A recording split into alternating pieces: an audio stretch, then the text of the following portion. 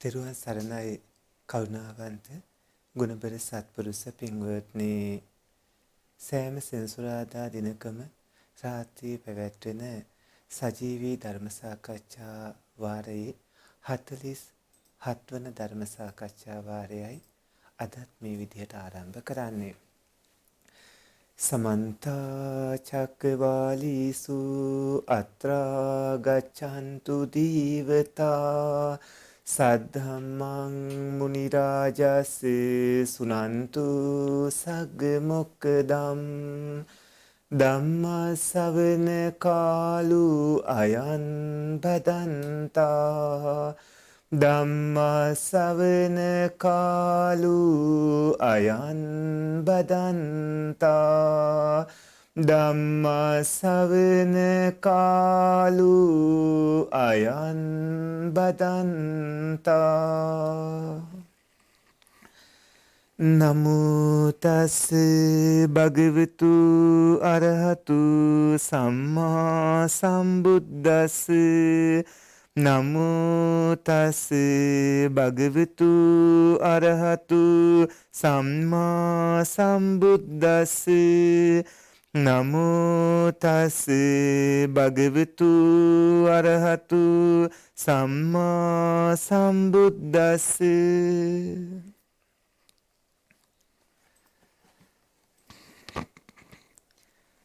කරුණාවන්ත ගුණබර සත්පුරුෂ පින්වත්නි ධර්ම සාකච්ඡා සජීවී වැඩසටහන් මාලාවේ 47 වන වැඩසටහන අදත් ආරම්භ කරන්නේ රත්නපුර පදිංචි සුපින්වත් ව්‍යාපාරික ජයලාල් ප්‍රේමසිංහ මැතිතුන් එම පින්වන්ත සාන්ති රන්තුංග මැතිණිය ඒ පින්බර දරු දෙපළ සත්පුරුෂයෝ විසින් නිර්මාණය කළ මිනිපුර අමාසාන්ති තපුවන ආරණ්‍ය සේනාසනයේ සිට අදත් පින්වත්නි සජීවීවයි ඔබ අසන ප්‍රශ්න වලට පිළිතුරු ලබා දෙන්නේ. පින්වත්නි පළවෙනි ප්‍රශ්නේ තමයි අවසරයි පින්වත් කල්යාණ මිත්‍රයන් වහන්සේ අද කාලයේ බොහෝ දෙනෙක් පවසනවා පිරිතෙහි බලයේ පවතින්නේ වචනවල කියා. පිරිත් පැවසිය යුත්තේ පාලියෙන්ම බව පවසයි. අසන්නන්ට තේරෙන අයුරින් සිංහලයෙන් පිරිත් කීමෙන් පළක් නැතිලු. පිරිතෙහි බලයේ පවතින්නේ වචනවලද ස්වාමින් වහන්සේ. නැත්නම් ඒ සත්‍යක්‍රියාවේද? එමෙන්ම ස්වාමින් වහන්සේ මෑත කාලයේ බොහෝ දිනා පවසනවා පිරිත් කීමෙන් පළක් නැති බව. පාලියෙන් කියන පිරිත් ප්‍රේතයන් භූතයන්ට තේරෙනවාදයි අසයි. එය සත්‍යක්ද ස්වාමින් වහන්සේ? කරුණාවෙන් පැහැදිලි කර දෙන සේක්වා කියලා. කරුණාවන්ත ගුණබර සත්පුරුෂ පින්වත්නි පිරිත් දේශනා කළ යුත්තේ භාග්‍යවත් බුදුරජාණන් වහන්සේ භාවිතා කළ ඒ මාගධී භාෂාවෙන්මයි. ඒ කියන්නේ පාලි භාෂාවෙන්මයි. බුදුරජාණන් වහන්සේ පාලි භාෂාවෙන් පිරිත් ධර්ම දේශනාවන් පවත්වනකොට භාග්‍යවතුන් වහන්සේගේ බ්‍රහ්මස්වරයෙන් තමයි ඒ උතුම් පරිත්‍රාණ ධර්ම දේශනාවන් පැවැත්වුවේ. පිරිත් දේශනාවල ආඥා චක්‍රය පතුරවන ප්‍රමාණයන් තියෙනවා. රතන සූත්‍රය, ඒ වාගේ ආටානාටි සූත්‍රය වගේ බල සම්පන්න සූත්‍ර දේශනාවල මේ ආඥා ශේෂ්ත්‍රය අතිවිශාලයි. බුදුරජාණන් වහන්සේ විස්සට්ඨ මංජු විඤ්ඤේයා සවනීයා විසාරිනෝ බින්දු ගම්බීර නින්නාදී තීව අට්ටාංගිකෝ සරෝ මේ විදිහට භාග්‍යවතුන් වහන්සේගේ සීමුවින් පහසුවෙන්ම වචන නික්මෙනවා. ඒ වගේම එහි සිනුදු බව පහසුවෙන් තේරුම් ගන්න පුළුවන්කම, කනට සැපදායී බව, අවුල් නැතිකම, එකතු වෙලා තියෙනකම, ගැඹුරු බව, නින්නාද බව මේ විදිහට බ්‍රහ්මයාගේ තියෙන ස්වරාට භාග්‍යවතුන් වහන්සේට තියෙනවා ඒ බ්‍රහ්මස්වර. භාග්‍යවතුන් වහන්සේගේ හඬ කුරවි කුරුල්ලන්ගේ හඬට සමානයි. එතකොට පින්වත්නි භාග්‍යවතුන් වහන්සේ විසින් එදා දේශනා කරපු පිරිත් ධර්ම දේශනාවන් අද යම්කිසි කෙනෙක් ආරක්ෂාව උදෙසා භාවිතා කරනවා නම් බුදුරජාණන් වහන්සේ දේශනා කළ භාෂාවෙන්ම තමයි භාවිතා කරන්නට ඕනේ. ධර්ම ශ්‍රවණයක් විදිහට ශ්‍රවණය කරනවා නම් ඒ තමන්ගේ භාෂාවෙන් සිංහලෙන් එය ශ්‍රවණය කළලා ධර්මාභූතිය ලබන්නට කටයුතු කිරීම තමයි කරන්න ඕනේ. ධර්ම ශ්‍රවණයක් විදිහට පින්වත්නි ධර්මාභූතිය උදෙසා සිංහලෙන් ඒ ඇත්තෝ ධර්ම ශ්‍රවණය කරන්න ඕන. අනිත් සූත්‍ර දේශනා අපි සිංහලට පරිවර්තනය කරලා ධර්ම දේශනා කරනවා වගේ. හැබැයි පිරිත් පින්වත්නි ආරක්ෂාවට තමයි සත්‍යයනා කරන්නේ. එතනදී ශබ්ද ශක්තිය, චිත්ත ශක්තිය, අර්ථ ශක්තිය කියන කවුණු තුන වගේම ඒ සත්‍යක්‍රියාවත් වැදගත් කාරණාවක් වෙනවා. ශබ්ද ශක්තිය උච්චාරණයත් හරියට තියෙන්න ඕනේ. චිත්ත ශක්තිය මනවින් හිත ඒ කරුණේ පිහිටවල තියෙන්නත් ඕන. අර්ථ ශක්තිය එහි තේරුමත් හොඳට අවබෝධයෙන් සත්‍යයනා කරන්නට ඕන. ඒ වගේම ඒ සත්‍යයනා කරන ගිහි පැවිදි දේශකයන් වහන්සේලාගේ සීලාදී ගුණ ධර්මත් එක්ක ඔවුන් එය සත්‍යයනා කරන හේතුවට අදාළ වුණු කවුණුත් එක්ක සත්‍යක්‍රියාවත් හරියට තියෙන්නට ඕන. අවුරුදු 2500ක් පින්වත්නි දැන් ගෙවිලා තියෙනවා භාග්‍යවතුන් වහන්සේ ලොව පහළ වෙලා. අවුරුදු 2500ක් ගියාට පස්සේ ඇයි අපි භාග්‍යවතුන් වහන්සේ දේශනා කරපු ඒ සූත්‍ර ධර්ම දේශනා මෙතික් කාලයක් පාලි භාෂාවෙන් ඒ කියන්නේ මාගධී භාෂාවෙන් පවත්වාගෙන ඇවිල්ලා දැන් වෙනස් කරන්නේ ඇයි? බුරුමේ වගේ රටවල් පින්වත්නි තේරවාදී රටවල් බුරුමය, සියමය, ලාओසේ, කාම්බෝජය වගේ රටවල්. ඒ තේරවාදී රටවල් වලවත් ඒ ඔවුන්ගේ භාෂාවට හරවලා ඔවුන් පිරිත් සජ්ජායනා කරනව බහලා තියෙනවද? බුරුමේ රටවැසියන් තමන්ගේ භාෂාවෙන් පිරිත් කියනවාද? ඔවුනුත් පාලි භාෂාවෙන් පිරිත් සජ්ජායනා කරන්නේ. සජ්ජායනා රටාව වෙනස් වුණාට ඔවුන් උච්චාරණය කරන ස්වභාවය අනුව. පින්වත්නි මෙතෙක් කාලයක් තම තමන්ගේ පුද්ගල ප්‍රතිරූපයක් නිර්මාණය කර ගැනීම උදෙසා කිසිම කෙනෙක් පිරිත් ධර්ම දේශනා පරිවර්තනය කළ කටයුතු කළා නැහැ. නමුත් වර්තමානයේ එවැනි ස්වභාවයක් තියෙනවා. එක එක අය තම තමන්ගේ ප්‍රතිරූප බොහෝ කාලයක් පවතින ශාසනික වෙනස්කම් කරනවා. ඒක ඔය ඇත්තෝ අනුමත කරන්න එපා. එයින් පින්වත්නි අවුරුදු 2500 පුරාම කාලෙන් කාලෙට පහළවන විවිධාකාර ගිහි පැවිදි අය විවිධ විදියට භාෂාවන්ට වෙනස් කළා නම් මීට අවුරුදු 500කට කලින් භාවිතා කරපු භාෂා ක්‍රමය නෙමෙයි අද තියෙන්නේ. ඊටත් අවුරුදු 100කට 500කට කලින් කතා කර භාෂා ක්‍රමය නෙමෙයි මීට අවුරුදු 500කට කලින් තියෙන්නේ. ඔය ඇත්ත අනුරාධපුර යුගයේ ලියවුණු පොත් අරගෙන කියවලා බලන්න, පොළොන්නරු යුගයේ ලියවුණු පොත් අරගෙන කියවලා බලන්න, දඹදිනේ ඒ වගේම ගම්පල කෝණෑගල ආදී මේ යුගවල ලියවුණු පොත් අරගෙන බලන්න භාෂාවේ වෙනස්කම. කාලෙන් කාලෙට එහෙම වෙනස් වෙන භාෂා රටාවකින් අපි පරිවර්තනය කළ කියනකොට ඒව කොහොමද අමනුෂ්‍යයෙන් තේරුම් ගන්නෙ? ඒව කොහොමද ඒ ඇත්තන්ට වැටහෙන්නේ? භාග්‍යවතුන් වහන්සේ ධර්මදේශනා පවත්වනකොට ඒ ශ්‍රවණය කරපු සක්‍රවෛශ්‍රවන් ධෘතරාෂ්ට්‍ර විරූඪ විරූපාක්ෂාදී සතරවරන් දෙවිවරු භාග්‍යවතුන් වහන්සේ ඒ තවතිසා දිව්‍ය ලෝකයට අධිපති දෙවියන් සහ ඒ සතරවරන් දෙවිවරු භාග්‍යවතුන් වහන්සේ දේශනා කරපු ධර්ම ශ්‍රවණය කළානේ. අද අපි මේ වෙනස් වෙලා තියෙන මේ භාෂා ක්‍රමයකින් ඒ සත්‍යයනා කරනවට වඩාම යෝග්‍ය වෙන්නේ පින්වත්නි මෙතෙක් කල පවත්වාගෙන ආක්‍රමයේම අනාගතයටත් පවත්වාගෙන යෑමයි. පිරිත් ධර්ම දේශනාවකදී පින්වත්නි ඔය ඇත්තෝ භාෂා වෙනස් කරන්න එපා. හරියට උච්චාරණය කරමින් ඒ සූත්‍ර ධර්ම දේශනා ඒ විදිහටම ඝන පිහිටවලා සත්‍යයනා කරන්න. හැබැයි පින්වත්නි ධර්ම දේශනාවක් ගත්තහම ඔය ඇත්තෝ සාමාන්‍ය ධර්ම දේශනාවකට ගන්නකොට ඒ පිරිත් දේශනාවල තියෙන සිංහල අදහසෙන් ඔය ඇත්තෝ ධර්ම ශ්‍රවණය කරන්න. ඒ ඔබේ ධර්ම අවබෝධයට උපකාර වේවි. එහෙම නැත්නම් පින්වත්නි ඔය ඇත්තන්ට අනාගත කාලයක් වෙනකොට හරියට අර වමනය කරපු එක කපුටෙක් වමනය කරපු කතාව වගේ සිද්ධ වේවි සීසත් ධර්මයට.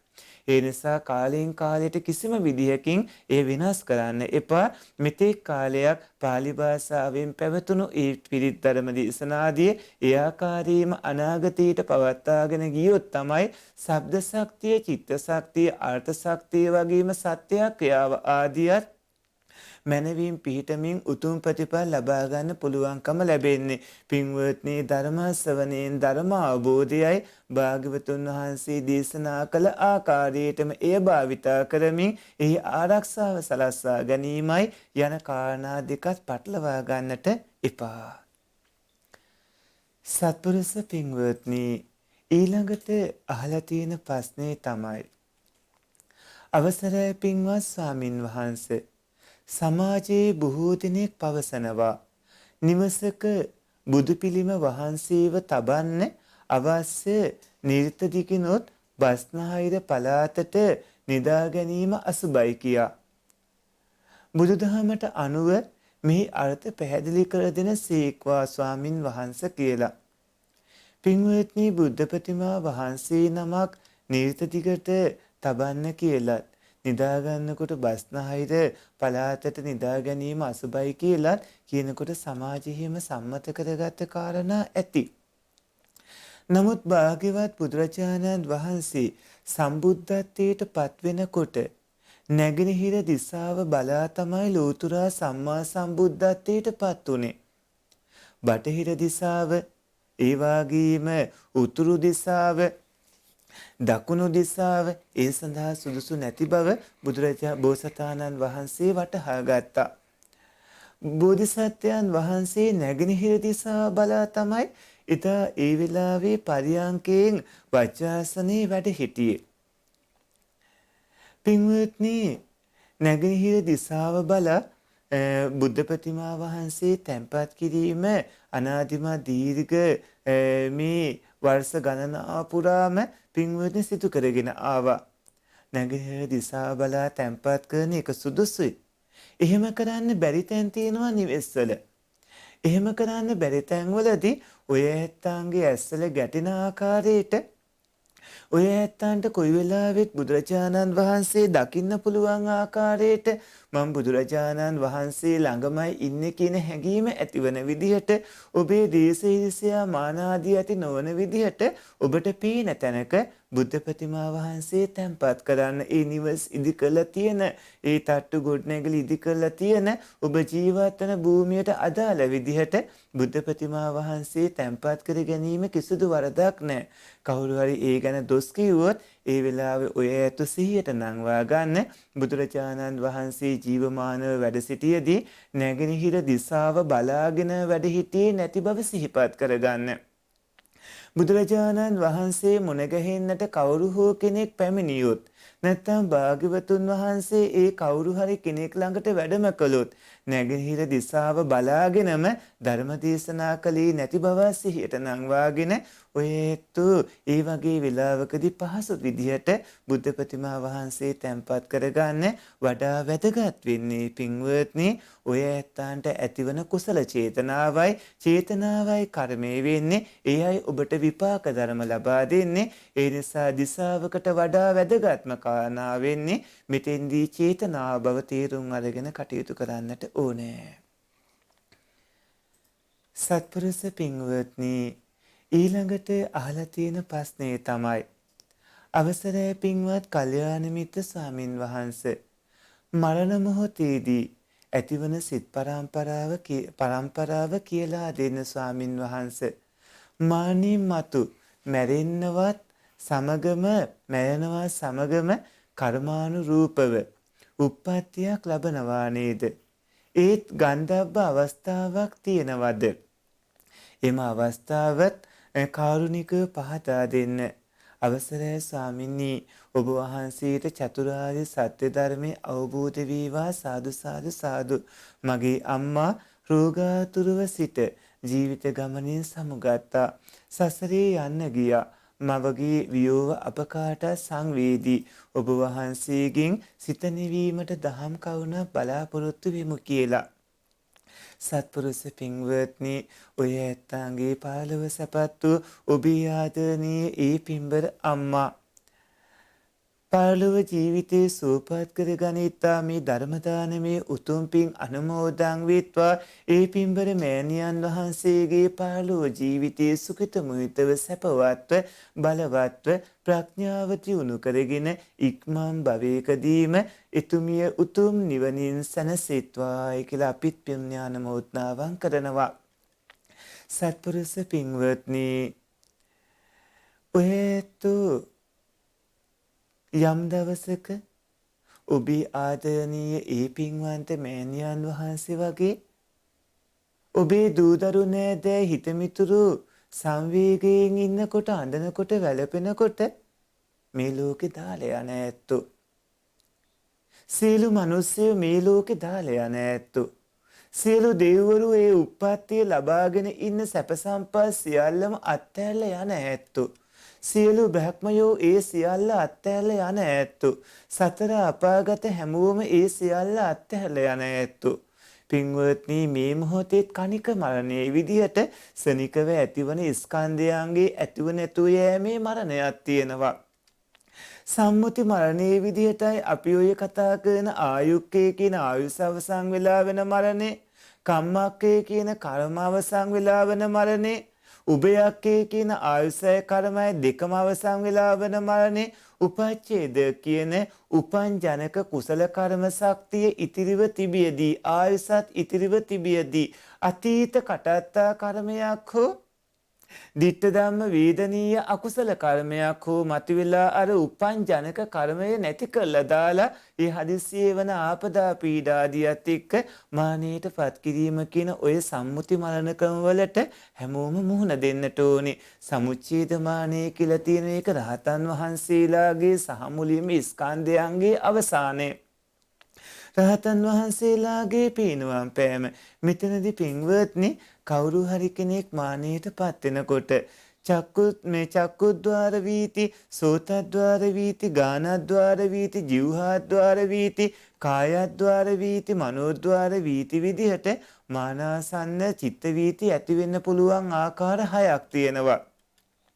පින්වත්නි, මේකෙන් අපි ගත්තොත් චක්කුද්්වාර චිත්ත වීති ජවනීට පස්සේ පින්වත්නි චුතිය සිද්ධ වෙනවා. ඒ වගේම චුති වීතියේ ජවන භවංගයට අන්තරුව චුතිය සිද්ධ වන විදිය, තදාරම්මණයට අනුව චුතිය වන විදිය, තදාරම්මන භවංගයට අනුව චුතිය වන විදිය කියලා 4 ආකාරයක් වෙනවා.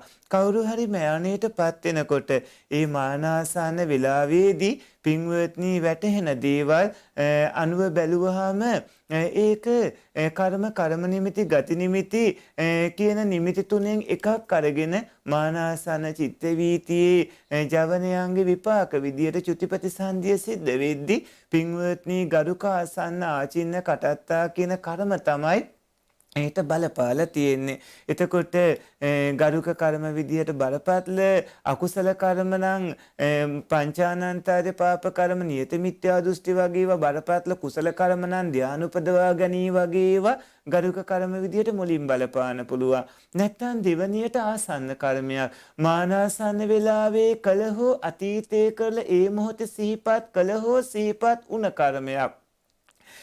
ගරුක නැත්නම් ආසන්න විදියට ඒ මතුවෙන්න පුළුවන්. ගරුක ආසන්න කර්ම දෙකම නැත්නම් පින්වත්නි ආචින්න කර්මයක් විදියට කාලයක් තිස්සේ පුදු පුහුණු කළ කර්මයක් මතුවෙන්න පුළුවන්. ගරුක ආසන්න ආචින්න කියන තුනම නැත්නම් පින්වත්නි කටත්තා විදියට අතීත ඈත පිට භව සසලට සම්බන්ධ යම් කර්ම වැඩපිළිවෙලක් වෙන්න පුළුවන්. ඒ අනුව කර්ම නිමිති, ගති නිමිති කියන කවුණු තුනෙන් එකක් එක ඒ එක අරමුණක් අරගෙන චිත්ත වීතිය ඇති වෙනවා. පින්වත්නි, එය ඔබටත් උරුමයි අපටත් උරුමයි. මෑණියන් වහන්සේට ලෝවැසි හැම දිනාටම සසරගත සියලු දිනාටම දිවි කෙනෙක් වුණත් බ්‍රහ්මයෙක් වුණත් මිනිස්සෙක් වුණත් නරක තිරිසන් പ്രേත අසුර සත්වයෙක් වුණත් හැමෝටම උරුම ස්වභාවයක් තමයි ඒ తත්වේ. ඒ නිසා පින්වත්නි, නුවණැති ඔය ඇත්තෝ මානීය ස්වභාවයේ තේරුම් ගන්න. පින්වත්නි, උපන්නා වූ සියලුම සත්වයෝ මානයටපත් වෙනවා.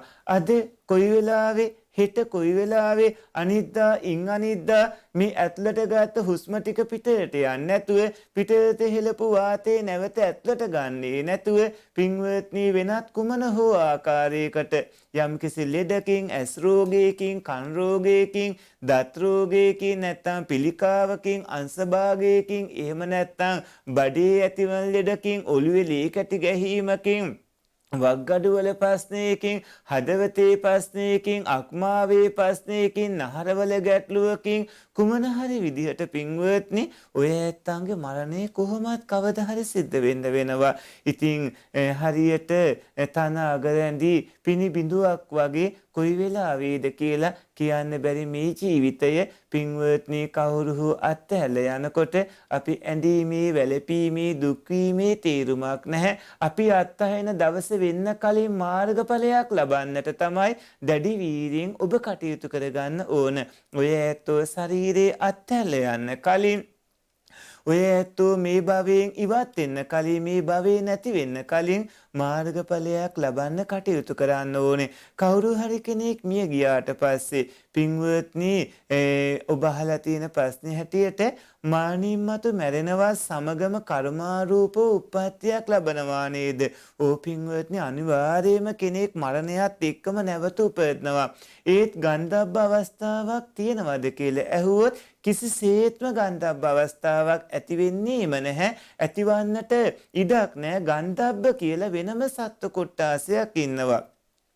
ඒ ඇත්තෝ පින්වත්නි, ඒ ඇත්තෝ ගැන ධෘතරාෂ්ට්‍ර දෙවියන් සහ ඒ යටතේ ඉන්න ගන්ධබ්බක දෙවිවරු ඒ පුෂ්පරස, ඒ වගේම ඵල රස ආදී ගන්ධයේ අනුව පවතින ඒ දෙවිවරු සම්බන්ධ වෙනම දැනගන්න ඕන. ඒ ගන්ධබ්බ සත්වයෝයි මේ අයයි දෙකක්. ඒ දෙක පටලව ගන්න එපා.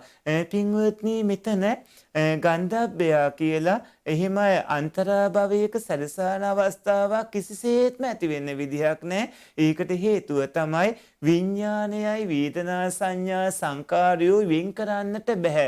ඒ විඥානේ ඇති වෙන්නට වස්තු රූපයක් ඕන වෙනවා. වස්තු රූපයක් විදිහට චක්කු වස්තුව, සෝත ගාන, જીවහා කාය, හෘද කියන ඒ වස්තු රූප ඕන වෙනවා. එතකොට ඒ රූපයක් හට ගන්නට පින්වත්නි, අනිවාර්යයෙන්ම කම්මචිත්ත ඍතු ආහාර කියන හේතු ඕන වෙනවා. එතෙන්දී ආහාර හේතුවත් ඕන වෙනවා. ඒක පංචස්කන්ධයන්ගේ පහළවීමක් වෙන්න වෙනවා. එහෙම පහළ වෙන්න නම් ඒක අණ්ඩජ, ජලාබුජ, සංසේච, උපාතික කියන ඔය ක්‍රම හතරෙන් එක් විදිහකට උප්පත්තිය ලබන්නම සිද්ධ වෙනවා. ඔය කවුණු අනුව බැලුවහම කිසිසේත්ම අන්තරාභවයකට ඉඩක් ලැබෙන්නේ නැහැ. ඔය සත්පුරුෂයෝ මේ මනුස්ස ජීවිතයේදීම මඟපල් ලබන්නට අදිෂ්ඨාන සීලීව කටයුතු කරන්නට ඕන. ඒ පින්බර ඒ ඔබේ ආදරණීය මෑණියන් වහන්සේට සසර දුකින් එතරව නිවන් දකින්නට මේ ධර්ම දානයේ ඒකාන්තයෙන් හේතු සම්පත්ම වේවා. සත්පුරුෂ පින්වත්නි, ඊළඟට අහලා තියෙන ප්‍රශ්නේ තමයි, අවසරයි පින්වත් ස්වාමින් වහන්සේ, ගිහියන් වන අප වෙළඳ පොලෙන් පිරිකර මිලදී නොගෙන පන්සලට මුදල් බරපෑන් අරවා පිරිකරගෙන නැවත පූජා කිරීම කැපවන්නේද නොවන්නේද යන්න ධර්මානුකූලව පහදා දෙන සේක්වා. පින්වත්නි, යම්කිසි වස්තුවක් සංඝ සතු කරලා පූජා කළාට පස්සේ ඒක පිළිබඳව සංවිධානය කිරීමේ හෝ මෙහෙයවීමේ හෝ කුමන හෝ ආකාරයක අයිතියක් පූජා කරපු දායකයන්ට නැහැ. ඒවන් දායකෝ විහාරම් පතිට්ඨ පෙත්වා දේති. තස්ස මුංචන චේතනම් පත්තා දින්න කාලතෝ පට්ටාය සෝවා තස්ස වංශේ උප්පන්නෝවා ජනපද සාමික රාජාදයෝ වා ඉස්සරෝ භවිතුං වා විචාරේතුං වා න ලබති. පටිග්ගාහක භූතෝ පන සංඝෝ වා ගණෝ වා පුද්ගලෝ වා සෝයේව ඉස්සරෝ භවිතුං වා විචාරිතුං වා ලබතිති දට්ඨබ්බං. ඒ කිව්වේ පින්වත්නි යම්කිසි දායකයෙක් පන්සලක් කරලා මොනවා හරි දෙයක් පූජා කිරීමත් මේට එකතු කරගන්න ඕන.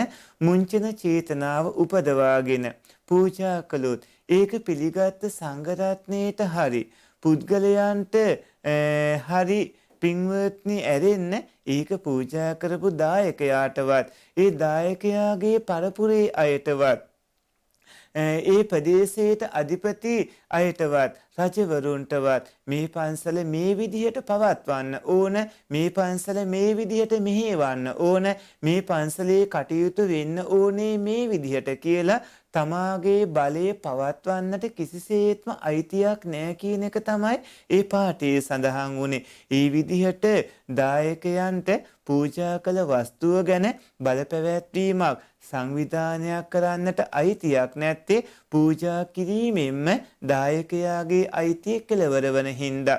එතකොට පූජා කිරීම කියලා කියන්නේ කවුරු හරි කෙනෙක් Tamanට අයිති දෙය අයිතිය ඉතුරු කරගන්නේ නැතිවම අත්හරිමින් ස්ථීරවම දුන්නු දෙයට පූජා කරපු දෙයට. එතකොට පින්වත්නි පන්සලක් ඒ විදියට පූජා කළත් එහෙම නැත්නම් යම්කිසි ආහාර පාන ඇඳුම් පැළඳුම් මොනවා හරි දෙයක් සංඝසතු කරලා පූජා කළාට පස්සේ ඒක පිළිබඳ සංවිධානය කිරීමේ කිසිදු අයිතියක් ගිහි අයට නැහැ.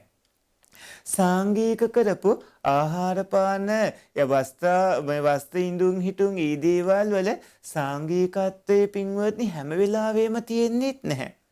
යම්කිසි දෙයක් සංඝ රත්නයට පූජා කළාට පස්සේ ඒ සංඝ රත්නයට පූජා කරපු එක පින්වත්නි භික්ෂූන් වහන්සේලාට කොටස් වශයෙන් බෙදනට පස්සේ ඒ කොටස් වශයෙන් බෙදෙද්දිම ඒකේ සාංගිකත්වය නැති වෙනවා. සාංගික පූජා කරපු කෙනාට ආනිසංසය කිසිසේත්ම නැති වෙන්නේ නැහැ. ඔහු පූජා කළේ සංඝ රත්නය විනයානුකූලව සංඝයාට පූජා කරපු දේ සංඝ රත්නය විසින් බෙදා ගන්නට ඕන. එහෙම බෙදනකොට පින්වත්නි සාංගිකත්වයේ කෙලවර වෙලා යනවා.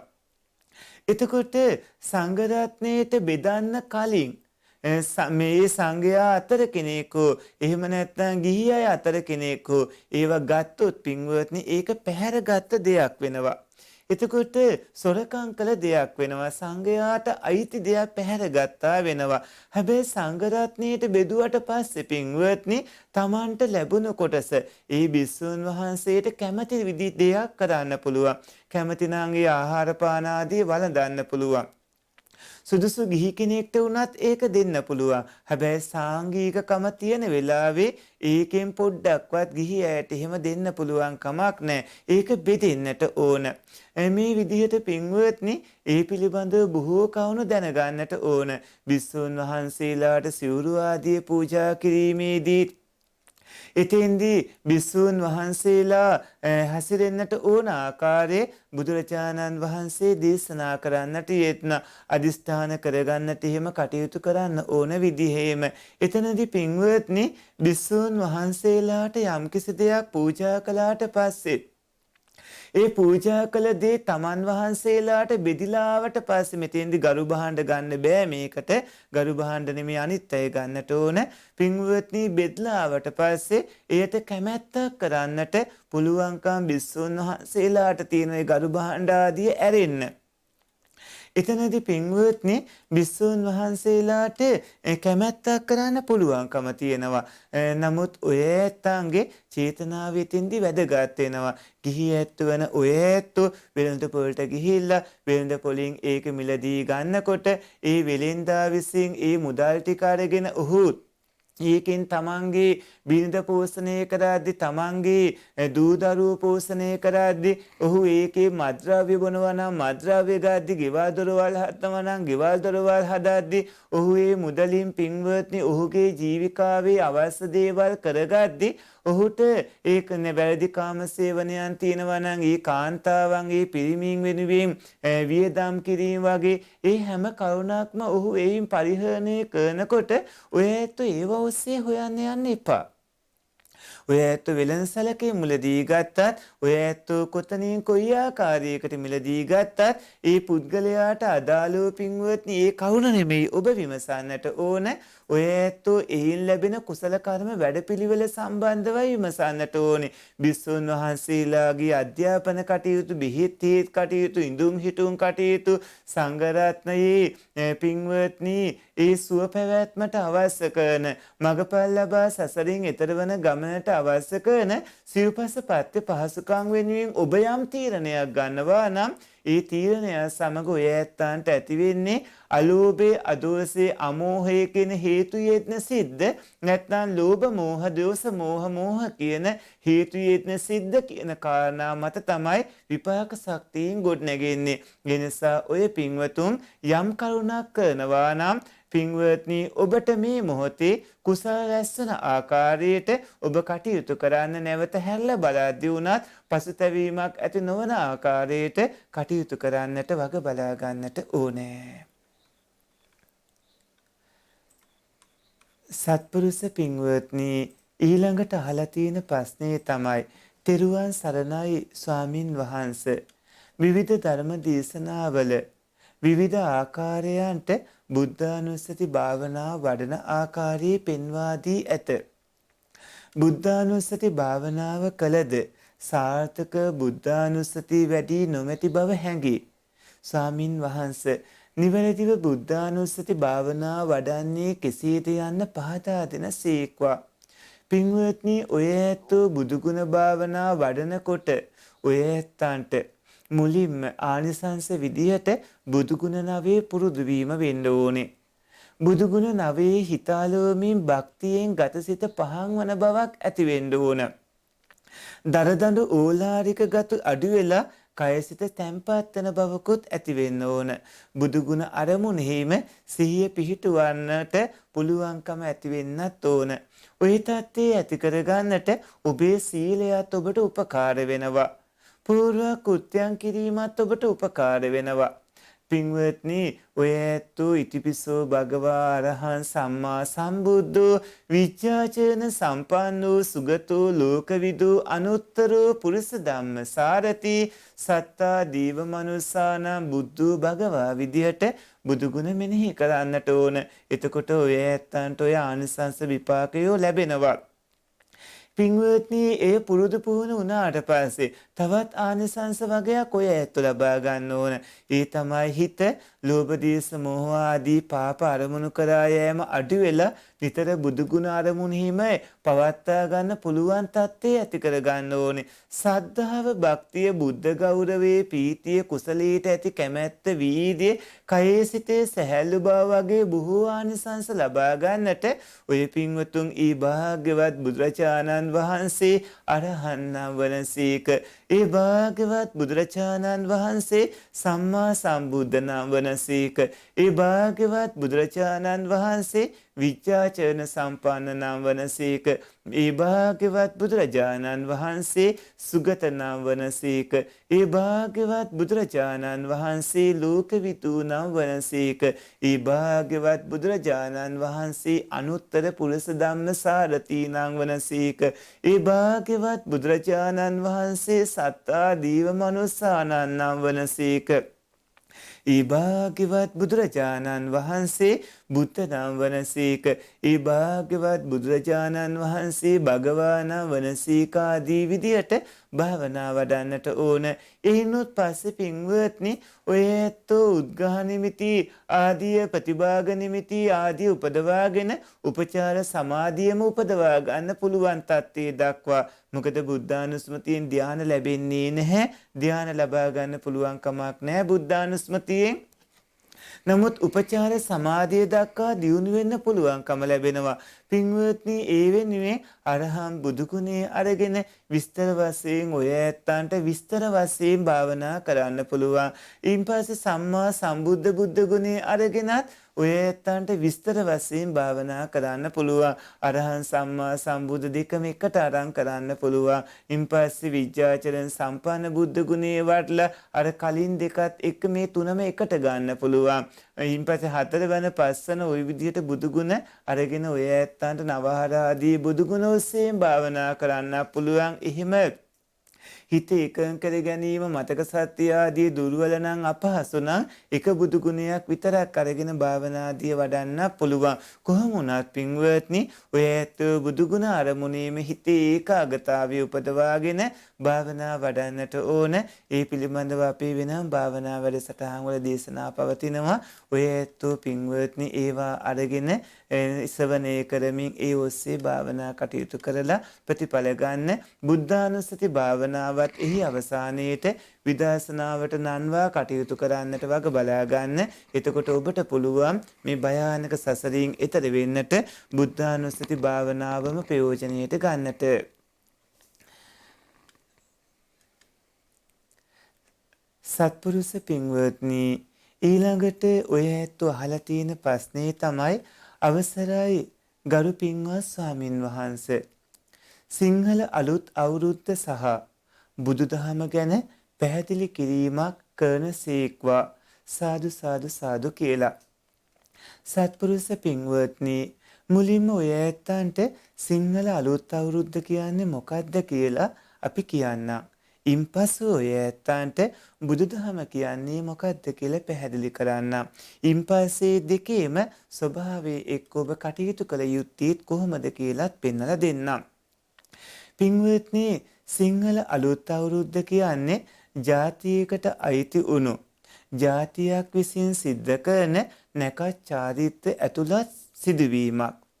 ඒක වර්තමානයේ වෙනකොට පින්වත්නි බුදුදහමත් එක්ක කවලම් වෙලා මිශ්‍ර වෙලා දැහැමි පැත්තකට පරි වෙලා තියෙනවා. එතනදී සිංහල අලුත් අවුරුද්ද පින්වත්නි සකරාජ වර්ෂකමේට තමයි ගන්න ඕන. සකරාජ වර්ෂකමේට ගත්තාම 1944ක් විතර තමයි පින්වත්නි මේ වෙනකොට ගෙවිලා තියෙන්නේ.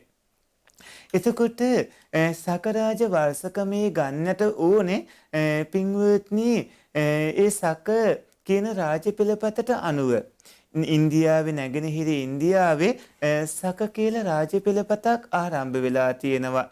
ඒ සකරාජ පෙළපතේ ආරම්භය වෙලා තියෙන්නේ ක්‍රිස්තු වර්ෂ අවුරුදු 78කට පස්සේ. බුද්ධ වර්ෂ වලින් නම් අවුරුදු 621කට විතර පස්සේ. ඒ සකරාජ පෙළපතේ ඒ අවුරුද්ද ගණන් අරගෙන තියෙන්නේ නැකත් ක්‍රමයක් අනුව. ඔවුන් පින්වත්නි මේස වුසඹ මිථුන කතක සිංහ කන්‍ය තුලා වෘශ්චික ධනු මකර කුම්භ මීන කියන රාශි 12ට අරගෙන ඒ රාශි 12න් මීන රාශියෙන් මේස රාශියට හිරු සංක්‍රමණය වන කාලයේ අරගෙන ඒක බක් මාසෙ මැදට යෙදෙන හින්දා ඒ බක් මාසෙ මැදට අවුරුද්ද විදියට සලකලා කටයුතු කරලා තියෙනවා. ඔය කාලේ වෙනකොට භවභෝග සම්පත් ආදී කුසිකාර්මී කටයුතු සිද්ධ කරලා අවසන් වෙලා සෙනග සතුටින් ඉන්න කාලයක්. පින්වත්නි ඒ විදිහට සකරාජ වර්ෂකමයෙන් එපමණ කාලයක් මේ වෙනකොට ගෙවිලා තියෙනවා. සිංහලයින් විසින් මේ බක් මාසය අවුරුදු විදිහට සමරනවා. ඔවුන් මේ කාලෙට විවිධ දේවල් කරනවා. සිංහල ජාතිය විසින් විවිධාකාර සතුටු වෙන දේවල් කරන මේ කාල සීමාවේ ඔවුන් ගෙවල් අලුත් වැඩියා කරනවා, කැවුම් කිරිබත් හදනවා, ඒ වගේම කොට්ටපොර ගීස් ගහේ නැගීම වගේ ජන ක්‍රීඩා කරනවා. ඔවුන් විවිධාකාර විදියට විනෝද වන විවිධ දේවල් කරනවා.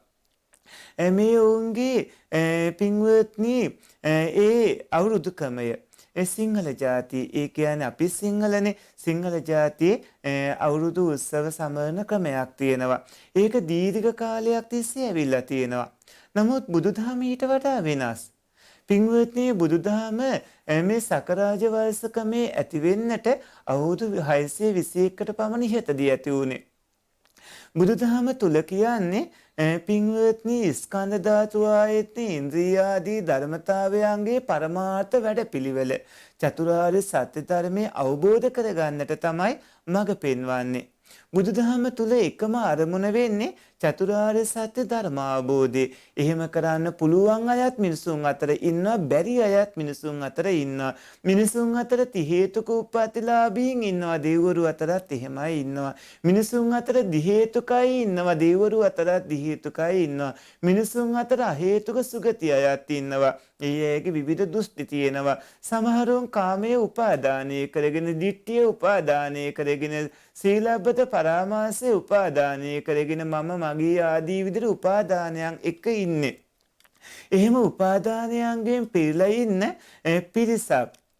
උපාදානයන් නැති තත්ත්වයට ගැනීමේදී භාග්‍යවතුන් වහන්සේ අතීතයේ කටයුතු කරලා තියෙන විදිහටම තමයි වර්තමානයේදී කටයුතු කරන්න ඕන. අතීතයේ ගිරාජ්‍ය සමාජ වැනි උත්සව, අර විවිධාකාර උත්සව, සංස්කෘතික උත්සව විවිධ කාරණා මත නිර්මාණය කරගෙන ඒ කාලේ පැවතුණා. බුදුරජාණන් වහන්සේ ඒක නවත්තන්න, ඒක වැරදි, මම බුදු වුණු දවසටයි මේක යොදා ගන්න ඕනේ, මං ඉපදිච්ච දවසටයි මේක යොදා ගන්න ඕනේ කියලා භාග්‍යවතුන් වහන්සේ එහෙම ගිහි පැවිදි පිරිස හැසිරෙව්වේ නැහැ. භාග්‍යවතුන් වහන්සේ ඔවුන්ගේ උපාදානයන් දුර්වල වෙනකන් තමයි බලාගෙන හිටියේ. භාග්‍යවතුන් වහන්සේ ඔවුන්ගේ උපාදාන දුර්වල වුණාට පස්සේ සුදුසු අවස්ථාවට කාලීන ධම්ම ශ්‍රවණං, කාලීන ධම්ම සාකච්ඡා, කාලීන සමතෝ, කාලීන විපස්සනා විදිහට ඔවුන් සුදුසු අවස්ථාවට පත් වෙනකන් ඉඳලා ඔවුන්ට ධර්ම දේශනා පවත්වා ඔවුන් සසරින් එතර කෙරෙව්වා. සුදුසු අවස්ථාවට පත් වෙන්න කලින්ම බුදුරජාණන් වහන්සේව ප්‍රතික්ෂේප කළ ඈත් කරන තත්වයකට භාග්‍යවතුන් වහන්සේ ඉඩ තිබෙන්නේ නැහැ.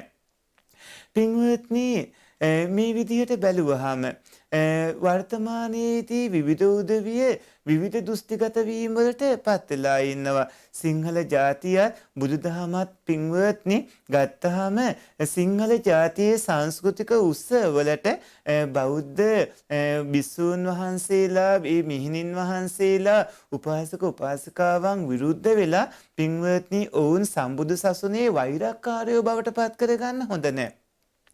දැනට විවිධාකාර පුද්ගලයන් සිටින දෘෂ්ටියෙන් ඔවුන් ක්‍රමානුකූලව ඒකෙන් මුදවාගෙන චතුරාර්ය සත්‍ය අවබෝධයේ උදෙසා ඉවසීමෙන් තමයි ධර්මයේ තුලදී අපි ඔවුන්ව හසුරුවා ගන්නට ඕන. සිංහල ජාතිය මෙහෙම හිතුවොත් අනේ අපිට සතුටු වෙන්නවත් බුදුදහම හින්දා ඉඩක් ලැබෙන්නේ නැහනේ. මේ විදිහට බුදුදහම හින්දා අපේ සතුටක් නැති වෙනවානේ. අපිට hina වෙන්න, විනෝද වෙන්න ඒ කිසි දෙයක් එපා කියලා හාමුදුරු කියනවානේ. හාමුදුරු මේ විදිහට අපිට අවුරුදු සමරන්න එපා, වෙසක් අවුරුදු සමරන්න එපා, බක් මාස කියලා ඒක වෙසක් පොයට අරගන්න. ඊට පස්සේ වෙසක් පොයේ දවසට අපිට සිල් ගන්න විතරක් කියනවා. වෙසක් පොයට කොට්ටපොර ගහනවා වගේ විනෝද කීඩා කරන්න එපා, ගෙවල් වල කැවුම් කිරිබත් හදන්න එපා, ගෙවල් වල මේ විදියට හුණු පිරියම් කරමින් මෙහෙම අවුරුද්දට සමරන විදියට හැසිරෙන්න එපා කියලාත් හාමුදුරු කියනවානේ. මේ විදියට පින්වත්නි මේ බුදුදහමත් එක්ක වෛරයක් ගොඩ නැගෙන්නට කිසිසේත්ම ඉඩක් දෙන්න හොඳ නැහැ. සිංහල ජාතිකයින් විසින් අනේ අපිට සතුට වෙන්නවත් බුදුදහම ඉඩ දෙන්නේ නැහැ කියලා බුදුදහමට වෛර කරන පිරිසක් සිංහලයෝ තුල නිර්මාණය කරගන්න හොඳ නැහැ. බුදුදහම පවතින අනිත් හැම රටකම ඒ ජාතීන්ට ආවේනික අවුරුදු උත්සව තියෙනවා. ලංකාවේ විතරක් පින්වත්නි ඒක වෙසක් එකට කිසිසේත්ම ගත යුතු නැහැ. අනිත් රටවල් වල අනිත් බුරුම ජාතිකයෝ, සියම් ජාතිකයෝ ඕන් අවුරුදු සමරනවා. ඒ රටවල් වල බිස්සුන් වහන්සේලා ඕක වැරදි, ඕක වෙසක් එකට ගන්න කියලා ඔවුන්ගේ අවුරුද්ද වෙසක් කරන්නට උත්සාහ කරන්නේ නැහැ.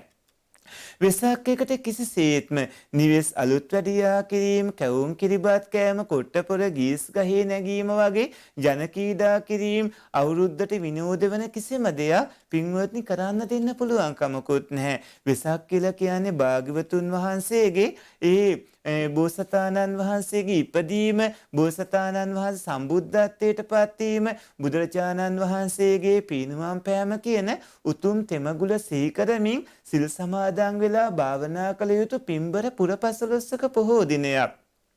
සකරාජ වර්ෂකමේට නැකත්වලටත් අදාළව සිංහල ජාතිය විසින් යම්කිසි සංස්කෘතියක් නිර්මාණය කරගෙන තියෙනවා. දැන් ජන සමාජයේ ඒක පිළි අරගෙන ස්ථාවර කරගෙන තියෙනවා. අතීතයේදීවත් පින්වත්නි එවැනි ස්ථාවර කරගත් සංස්කෘතීන් නතර කරන්නට බුදුරජාණන් වහන්සේ කොයි වෙලාවකවත් කටයුතු කළා නැහැ.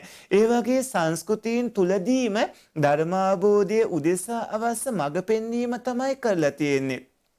මිහිඳු මහරහතන් වහන්සේ ශ්‍රී සංස්කෘතිය එහෙම එකපාරම වෙනස් කරන්න උත්සාහ කළේ නැහැ. ශ්‍රී ලාංකීය සංස්කෘතියේ ගස්ගල් වන්දනාදී එදා තිබ්බ ඒකට ගැලපෙන විදිහට පින්වත්නි ත්‍රිවිධ චෛත්‍ය වන්දනාකම රටාව තමයි හුරු කළේ. ඒ වගේම උතුම් චතුරාර්ය සත්‍ය අවබෝධය උදෙසා තමයි මඟ පෙන්වුවේ. ඒ සඳහා උපාදානයන් දුර්වල වෙනකන් ඉවසන්නට ඕනේ. වෙනස් සංස්කෘතියකට අදාළ දෙයක් කියලා ඒවත් එක්ක ගැටි ගැටි ඉන්නට බුදුදහම කිසිසේත්ම කටයුතු කරන්නේ. දැන් හිතන්නකො මැලී ජාතිකයින්ගෙන් තමයි මැලී අච්චාරුව සිංහල ජාතිකයෝ ඉගෙන ගත්තේ. හැබැයි මැලේ අච්චාරුව සිංහල ජාතියේ දෙයක් නෙමෙයි කියලා සිංහලයි මැලේ අච්චාරු නොකා ඉන්නවද? දැන් හිතන්න පාංකේක් වගේ දේවල් සුදු ජාතිකයින්ගෙන් තමයි සිංහල ජාතිකයෝ ඉගෙන ගත්තේ. මුලින්ම පාන් දැක්කාම තිරුවාන ගල් වගේ තමයි හිතුවේ. වයින් දැක්කාම ඒ ඇත්තෝ ඒක ලේබනෝ වගේ තමයි හිතුවේ. නමුත් පාංකේක් වගේ දේවල් සිංහල ජාතියට අදාළ දේවල් නෙමෙයි කියලා නොකා ඉන්නවද වර්තමානයේදී පාන් කියන්නේ ප්‍රධාන ආහාරයක් කරගෙනත් තියෙනවා. එහෙම පාන් කන්න නැතුව අපේ ජාතියට අදාළ කිරිබත් විතරයි කියලා කිරිබත් විතරක් කනවද? වර්තමානයේ බටහිර ආහාර පාන එහෙම නොකා ඉන්නවද? පින්වත්නි මේ විදිහට කවුරු බලන්නට ඕන. වර්තමානයේ අවුරුදු උත්සව සමග ධාර්මික වැඩපිළිවෙලක් ක්‍රියාත්මක වෙනවා. බොහෝ කල්යාණ මිත්‍රයින් අවුරුදු තෑගි විදිහට ධර්ම පොත්පත් මව්පියන්ට එහෙම මේ කාලේ දෙන බව පේනවා. ඒ වගේම පැරණි අමනාපකම් නැති කර ගන්නවා. ඒ වගේම හුඟක් කලණ මිතුරෝ එකතු වන තැන්වලදී ඒ ගෙවල් වල මේ අවුරුදු සමයේදී උනත් ධර්ම සාකච්ඡාදී තමයි බොහෝමයක් පැවැත්ලා තියෙන්නේ. අනේ මේ මුණ ගැහුණට පස්සේ අපි මේ කාලේ භාවනා කරන අපේ භාවනාදී විස්තර මෙහෙමයි අපේ සීලාදී කටයුතු මෙහෙමයි කියලා තමන්ගේ සහෝදර සහෝදරියන්ට බොහෝ කාලයක් නොදැක හිටිය සහෝදර නෑදෑ මව්පිය හිතමිතුරන්ට තමන්ගේ ආධ්‍යාත්මික ගුණධර්ම වැඩපිළිවෙලේ හැටි ගැන කියලා ඒ අයවත් උනන්දු කරවනවා. මේ වගේ බුදුදහම එක්ක අවුරුදු උත්සවය පින්වත්නි ගැලපිලා ගිහිලා තියෙනවා. බක්මහේ ඒ අය සමවන උත්සවයේ ධර්මානුකූල පැත්තකට හැරලා තියෙනවා. ඒ අතරේදී පාප මිත්‍රයන් නම් එහෙම නෙමෙයි. පාප මිත්‍රයන් නම් මද්ද්‍රව්‍ය බෝතල් ඒ වගේම හොරෙන් කසුප් පෙරීම වගේ දේවල් කරමින් විවිධ වැරදි පැත්තට යනවා. කොහොමත් පාප මිත්‍ර සේවනයේ ඒ පැත්තටත් කල්යාණ මිත්‍ර සේවනයේ ඒ පැත්තටත් යමින් වර්තමානයේ වෙනකොට ධර්මානුකූල පැත්ත වැඩි වශයෙන් ගොඩ නැගිලා තියෙනවා. පින්වත්නි කොයි වෙලාවකවත් සිංහල ජාතිය සමග බුදුදහම ගැටෙන්න හොඳ නැහැ. තියෙන ප්‍රශ්න හොඳටම ඇති. සමහරුන් බුදු වෙලා ඉන්නවා, සමහරුන් රහත් වෙලා ඉන්නවා, සමහරුන් මෙහෙමයි කියලා සමහර ස්වාමීන් වහන්සේලා දේශපාලනය සමහසන තවත් විවිධ දේවල් කරමින් මේ ශාසනය තුල ගිහි පැවිදි බැඳීම බිඳෙන ආකාරයට ගොඩනැගිලා තියෙන ප්‍රශ්න ඕනෑමටත් වඩා ඇති. එහෙම තියෙද්දි සිංහල සංස්කෘතිය තුල වර්තමානයේ නිර්මාණය කරගෙන අවුරුදු ගණනාවක් පුරා ඒ කට්ටිය පවත්වාගෙන ඇවිල්ලා තියෙන මේ සංස්කෘතිය උත්සාහ වෙනස් කරන්නට සංස්කෘතිය සම්පූර්ණයෙන්ම වෙනස් කරන්නට උත්සාහ කිරීමෙන් වෙන්නේ පින්වෝදි නැති ඝට්ටනයක් නැති ප්‍රශ්නයක් හැදීම. ඒ නැති ප්‍රශ්නයක් නිර්මාණය වෙනවා. මෙතෙන්දි බිස්සුන් වහන්සේලාගේ කාර්යභාරය වෙන්නට ඕනේ පින්වත්නි සංස්කෘතියක් වෙනස් කරන්නට උත්සාහ කිරීම නෙමෙයි ධර්මාබෝධයක් නැති උදවියට භාග්‍යවතුන් වහන්සේව ආදර්ශයට අරගෙන ධර්මාබෝධයක් ලබා දෙන්නට කටයුතු කරන එක. භාග්‍යවතුන් වහන්සේ එදා තිබුණු සංස්කෘතියක් ගිහි අය අතර තිබ රාජ පෙළපත්වල ස්වභාවයන් ආදී කිසිදු සංස්කෘතියක් වෙනස් කරන්න උත්සාහ කළේ නැහැ. කාලෙන් කාලයට විවිධ ජන සමාජවල සංස්කෘතීන් වෙනස් වෙලා යනවා. අද තියෙන මේ අවුරුදු උත්සවයේ මුල් කරගත් සංස්කෘතිය පින්වත්නි තවත් අවුරුදු 50ක් 100ක් යනකොට හාත්පසින්ම මීට වඩා වෙනස් වෙනවා. වෙනස් සංස්කෘතියක් විදිහට කාලෙන් කාලයට වෙනස් වන විවිධාකාර සංස්කෘති තත්වයන් වෙනස් කරන්නට උත්සාහ කරන එකේ තේරුමකුත් නැහැ. උත්සාහ කරන්නට ඕන ධර්මාභූතය ලබා දෙන්නටයි. පින්වත්නි සමාජයට ධර්මයේම දානය කරන්නේ නැතුව සංස්කෘතියක් වෙනස් කරන්නට උත්සාහ කිරීමෙන් ගිහි ඇත්තන්ට ධර්මයේ අපිරිය වෙන්න පුළුවන්, එපා වෙන්න පුළුවන්, ලොකු අකමැත්තක් ගොඩනගෙන්න පුළුවන්. බලන්නකො සිල් සමාදන් වෙන්න කියලා උපාදානයන් වැඩිව ඉන්න කෙනෙක්ට අපි කිව්වොත් තාම සිල් ගන්න වයසක් නෙමෙයි ආදී විවිධ දේවල් කියමින් පින්වත්නි එක සාදමට උච්චමට එහෙම ගන්න හැටි බලන්න. ඉතින් මේ සමාජයේ මෙපමණ උපාදාන බහුලව ඉන්න පිරිසගේ සංස්කෘතික අංගයක් බලහත්කාරයෙන් විනාශ කරලා ඒ සංස්කෘතික අංගයට අදාළ කිසිවක් කරන්නට ඉඩ දෙන්න බැරි වෙසක් පොයට එය අනුගත කළොත් සිද්ධ වෙන්නේ මොකද්ද? පින්වත්නි ඔවුන් ක්‍රමානුකූලව අපි උත්සාහ කරන්නට ඕනේ වෙසක් පොය තුල වෙසක් පොයට නොගැලපෙන කිසිවක් කරන්න ඉඩ දෙන්නේ නැතුව අර සංස්කෘතික අංග සමරන උදවියත් වෙසක් පොය තුල සිල් සමාදන් කරවලා ධර්මයේ හසුරුවමින් ධර්මාභෝධය ලබා දෙන්න. එතකොට එවුන් ඒ සංස්කෘතික අංග ඔස්සේ නොමනා කටයුතු වලට යන්නේ නැතුව ඒකට ඒවා කරමින් ඉන්න උදවිය දිහා වෛරයෙන් තරහෙන් දේශයෙන් බලන්නේත් නැතුව ඔවුන්ව පිළිකුල් කිරීම අපිරියා කිරීම කියන දේශමූල සිත් ඇතිව කරන එවැනි තත්ත්වයක් Taman තුළ ඇති කරගන්නේත් නැතුව බොහෝම මැදහත් උපේක්ෂාවෙන් යුක්තව කටයුතු කරાવી. පින්වත්නි කොයි විදිහකින්වත් සිංහල ජාතියත් බුදුදහමත් දෙක ගැටෙන්න දෙන්න හොඳ නැහැ. ඒක ශාසනයට කරන බරපතලම අපරාධයක්. පුද්ගලයාගේ උපාදානයේ දුර්වල වෙනකන් ඉවසිය යුතුයි. එහෙම ඉවසන්නේ නැතුව ශාසනයට අපරාධයක් කරමින් ඒ සංස්කෘතික අංගේ ඉවත් කරවලා පින්වත්නි ශාසනික අනතුරක් නිර්මාණය කරවීම කිසිසේත්ම නොකළ යුත්තක්.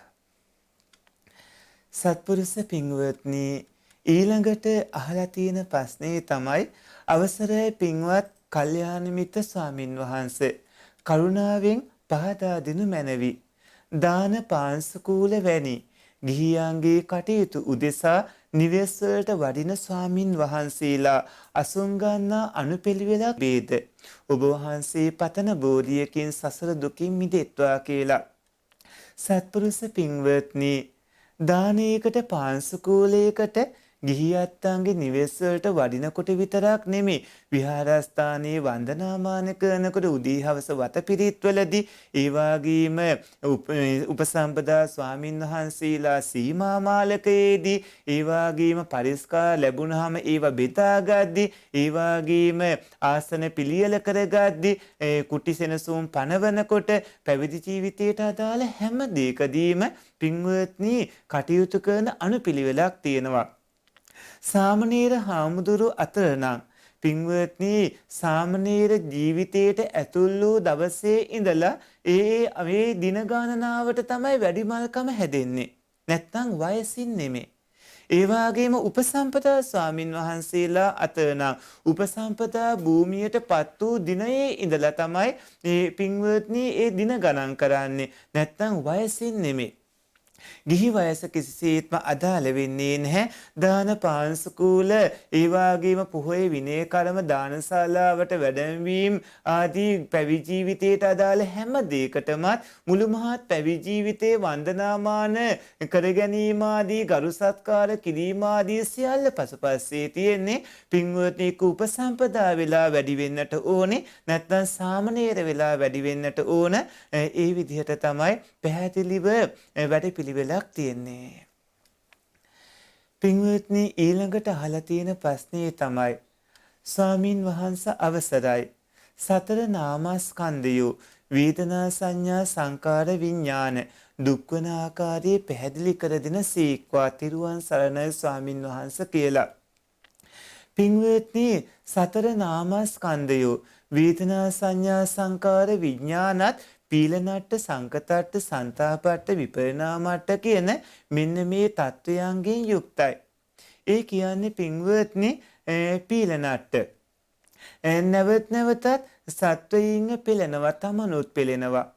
ඒ වගේම සංකතට්ට පින්වත්නි නැවත නැවතත් උපදවා ගන්න ඕනේ. සංතාපට්ට තැවෙන තවන ස්වභාවයේ තියෙන විපරිණාමට්ට විනාශ වෙලා යනවා. එතකොට මේ සතර දුක් අංග වලින් පින්වත්නි නිතරම මේ නාම රූප ධර්ම උපීඩාවටපත් වෙනවා. එතනදී මේ වේදනා සංඥා සංකාර විඥාන කියන ධර්ම හටගන්නේ හේතුන්ගෙන්. සිත හටගද්දිම වේදනා සංඥා සංකාරයෝ ඒ සිතත් එක්ක හට ගන්නට ඕනේ. හටගත් ගමන්ම නැතිව යන්නට ඕනේ. එතකොට හේතු හින්දා ඇති වෙන්න ඕනේ. ඇති වූ සැනකින් නැතිව යන්න ඕනේ. නැති වෙද්දිම හේතු හින්දා ඇති වෙන්න ඕන. ඇති වූ සැනකින් නැතිව යන්න ඕනේ. නැති වෙද්දිම හේතු හින්දා ඇති වෙන්න ඕනේ. ඇති වූ සැනකින්ම නැති වෙන්නට ඕනේ. මේ විදිහට පින්වත්නි නැවත නැවතත් විනාශ වෙලා යන ස්වභාවයක් තියෙනවා. විනාශ වෙලා යද්දිම නැවත ඇති වෙනවා. එතකොට විපරිණාම තත්ත්වයට මෙහෙම පත්වන හින්දාම නැවත නැවතත් විනාශ වෙවි විනාශන තත්ත්වයට පත්වන හින්දා මේක සැප ධර්මයක් විදිහට ගන්න පුළුවන් කමක් නැහැ. වේදනා සංඥා සංකාර විඥානයෝ අනිත්‍ය හින්දාම දුක්ඛ ධර්මයක් බවට පත් වෙනවා. අනිත්‍ය ධර්මතා සැප විදිහට ගන්න බෑ. විනාශ වෙලා යන විනාශ වෙලා යන විනාශන ස්වභාවයට පත්වන වේදනා සංඥා සංකාරියෝ දුක්ඛ ධර්ම වෙනවා. දෙයක් අනිත්‍ය නම් දෙයක් දුක් නම් ඒ තුල ස්ථීරව ආත්මී මම සත්‍යය පුද්ගලයා විදිහට තමා වශයෙන් ගන්නට පුළුවන් කවුණක් නැහැ. ස්ථීරව ආත්මය සත්‍ය පුද්ගලයෙක් මම කියලා කවුණක් එතන නැහැ. ඒක අනාත්ම ධර්මතාවයකුත් වෙනවා. සත්පුරුෂ පින්වත්නි ඊළඟට අහලා තියෙන ප්‍රශ්නේ තමයි අවසරයි පින්වත් ස්වාමින් වහන්සේ ආර්ය උපවාදයේ යනු කුමක්ද? ආර්ය උපවාදයක් විය හැකි ආකාරය මොනවාද? ආර්ය උපවාදයක් වී ඇතනම් එයට කළ හැකි පිළියම් කවරේද? ඔබ වහන්සේට උතුම් චතුරාර්ය සත්‍ය අවබෝධ වේවා තෙරුවන් සරණයි කියලා. පින්වත්නි අනතුරු හතරක් තියෙනවා. කර්මාන්තරාය, ක්ලේශාන්තරාය, විපාකාන්තරාය, ආර්යෝපවාදාන්තරාය, මේ ආඥාවතික්කමාන්තරාය කියලා. මේ විදිහට පින්වත්නි අනතුරු තියෙනවා පහක්. එතනදී කර්මාන්තරාය, ක්ලේශාන්තරාය, විපාකාන්තරාය, ආර්යෝපවාදාන්තරාය, ආඥාවතික්කමාන්තරාය කියන පින්වත්නි මේ වගේ මේ පහෙන් හතරක් ඇදියාම එකක් අපිට හම්බ වෙනවා ආර්යෝපවාදාන්තරාය කියලා. ආර්යෝපවාදාන්තරාය කියන්නේ පින්වත්නි බුදුරජාණන් වහන්සේ නමකට හරි පසේ බුදුරජාණන් වහන්සේ නමකට හරි බුද්ධ ශාවකයන් වහන්සේ නමකට හරි පින්වත්නි ආර්ය බුද්ධ ශාවකයන් වහන්සේ නමකට හරි නැත්තම් ගිහි ගෙදර ඉන්න සෝහාන් පුද්ගලයෙක්ට හරි දේශසහගත සිතින් ගර්හා කරන එකට කියන්නේ ආර්යෝපවාදාන්තරාය කියලා. අනිවාර්යයෙන්ම සෝහාන් ආදී ඉහළ තත්ත්වයකට පත් වෙලා ඉන්න ඕන. හැබැයි මේකට පිළියම් කරන්න පුළුවන්. අපරාධය කරපු පුද්ගලයා ඒ ආර්ය පුද්ගලයා කමා කරවා ගත්තොත් ඒ ද්වේෂය දැති වෙලා යනවා. ඊට පස්සේ ඒ කෙනාට මාර්ගඵල ලබන්න පුළුවන්. තමන් අතින් වෙච්ච වරද පින්වත්නි ඒ ආර්ය පුද්ගලයා හොයාගෙන කමා කරව ගන්න බැරි වුණොත් ඒ ආර්ය පුද්ගලයා ඉන්න දිශාවට නමස්කාර කරලා කමා කරවා ගන්න පුළුවන්. තමන් කරපු ඒ වරද ආර්ය පුද්ගලයා ගෙන් සමාව ගන්නකොට ඔහු මිය ගිහිල්ලා නම් ඉන්නේ. ඔහුගේ සොහොනට වැන්දලා හරි සමාව ගන්න පුළුවන්කම ලැබෙනවා. මේ විදිහට අපේ බණ පොතේ ඒ ගැන විස්තර සඳහන් වෙනවා. පින්වත්නි බුද්ධ ආදී ආර්ය උත්තමයන්ට ඔය ඇත්තන්ගේ අතින් යම් ආකාරයකට ආර්යෝපවාදාන්තරයන් සිද්ධ වෙලා තියෙනවා නම් අපි ඔය ඇත්තන්ට පූර්ව කෘත්‍යයන් වලදී පුරුදු කරන්නේ භාවනාදී කටයුතු කරගන්න කලින් තෙරුවන් කමා කරවා ගන්න කියලා හැමදාම උදේ හවස තෙරුවන් කමා කරවා ගන්න කියලා එහෙම කියන්නේ කායේන වාචා චිත්තේන ආදී විදිහට එහෙම ඔය ඇත්තෝ භාවනාදී කටයුතු වලට කලින් පින්වත්නි තෙරුවන් කමා කරවා ගද්දී ඒ ආර්යයන් වහන්සේලාට වැදි කමා කරවා ගන්නකොට ඔබට භාවනාව බාධාවක් නැතුව දියුණු කරගන්න පුළුවන්. ඔය ඇත්තන්ගේ හිතෙන් එවැනි ද්වේෂ තත්ත්වයක් තිබ්බනම් ඒක මග හැරලා යනවා. පින්වත්නි ඊළඟට අහලා තියෙන ප්‍රශ්නේ තමයි ගෞරවනීය ස්වාමින් වහන්සේ මගේ ගැටලුව පින් අනුමෝදන් වීම පිළිබඳවයි.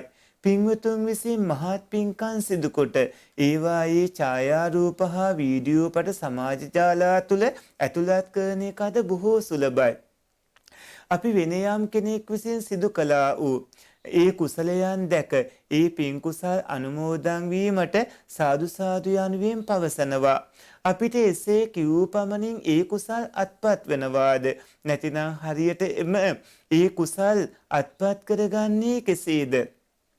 තවත් කෙනෙක් අනුමෝදන් වෙන්න යයි නොකී පින් අපිට දැක බලා අනුමෝදන් වෙන්න පුළුවන්ද? එසේම තවත් අය කරන්නන් වාලේ උවත් කළ පින්කමක් නිසා අල්ප හෝ ආනිසංසයක් ලබද්දී තවත් කෙනෙකුට ඒ අල්ප පින්කම දෙස බලා උවත් මහත්ඵල වෙන කුසල් ඇති කරගන්න පුළුවන්ද?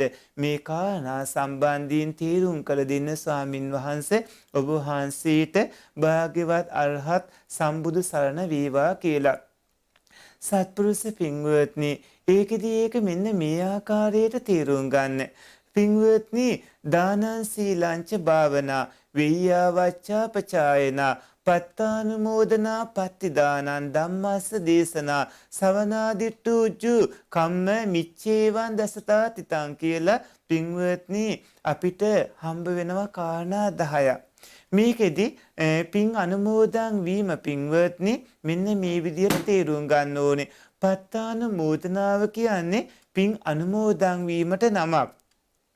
පින් කරන්න කැමති අය පින්වත්නි විවිධ අයට පින්කම් විවිධ අයට යම් යම් පරිත්‍යාගයන් කරලා පින්කම් කරනවා. ඒ පින්කම් කරලා පින්වත්නි ඒ කරපු පින් අනිත් අයට අනුමෝදන් වෙන්න කියලා ප්‍රකාශ කරනවා. හැබැයි අනිත් අය ලබන සතුටින්ද සමහරුන්ගේ හිත ඇතුලේ ඊර්ෂ්‍යාව ඇති වෙන්න පුළුවන්. ඒ ඊර්ෂ්‍යාව බොහෝ කාලයක් සංසාරේ දුක්ඛ ආදර උපදවන කරුණක්.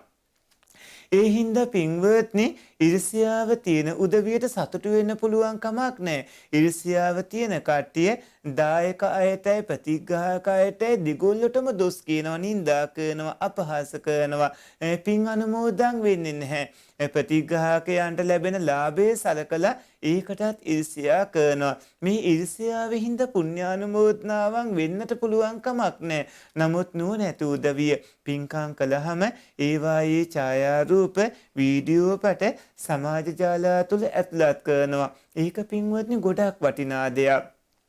එතකොට ඊර්ෂ්‍යාව අඩු උදවිය, ඊර්ෂ්‍යාව නැති උදවිය අරව දැකලා බොහොම සතුටු වෙනවා. සමහර වෙලාවට කවදාවත් දැකලා නැති අඳුරන් නැති අයගේ පින්කම් උනත් දැකලා අනේ සාදු සාදු බලන්නකො මේ අය කරන පින්කම් කියලා පින්වත්නි අලෝභේ, අදෝසේ, අමෝහේ කියන කුසල හේතු තුන යෙදෙන සිත් උපදවා ගන්නවා.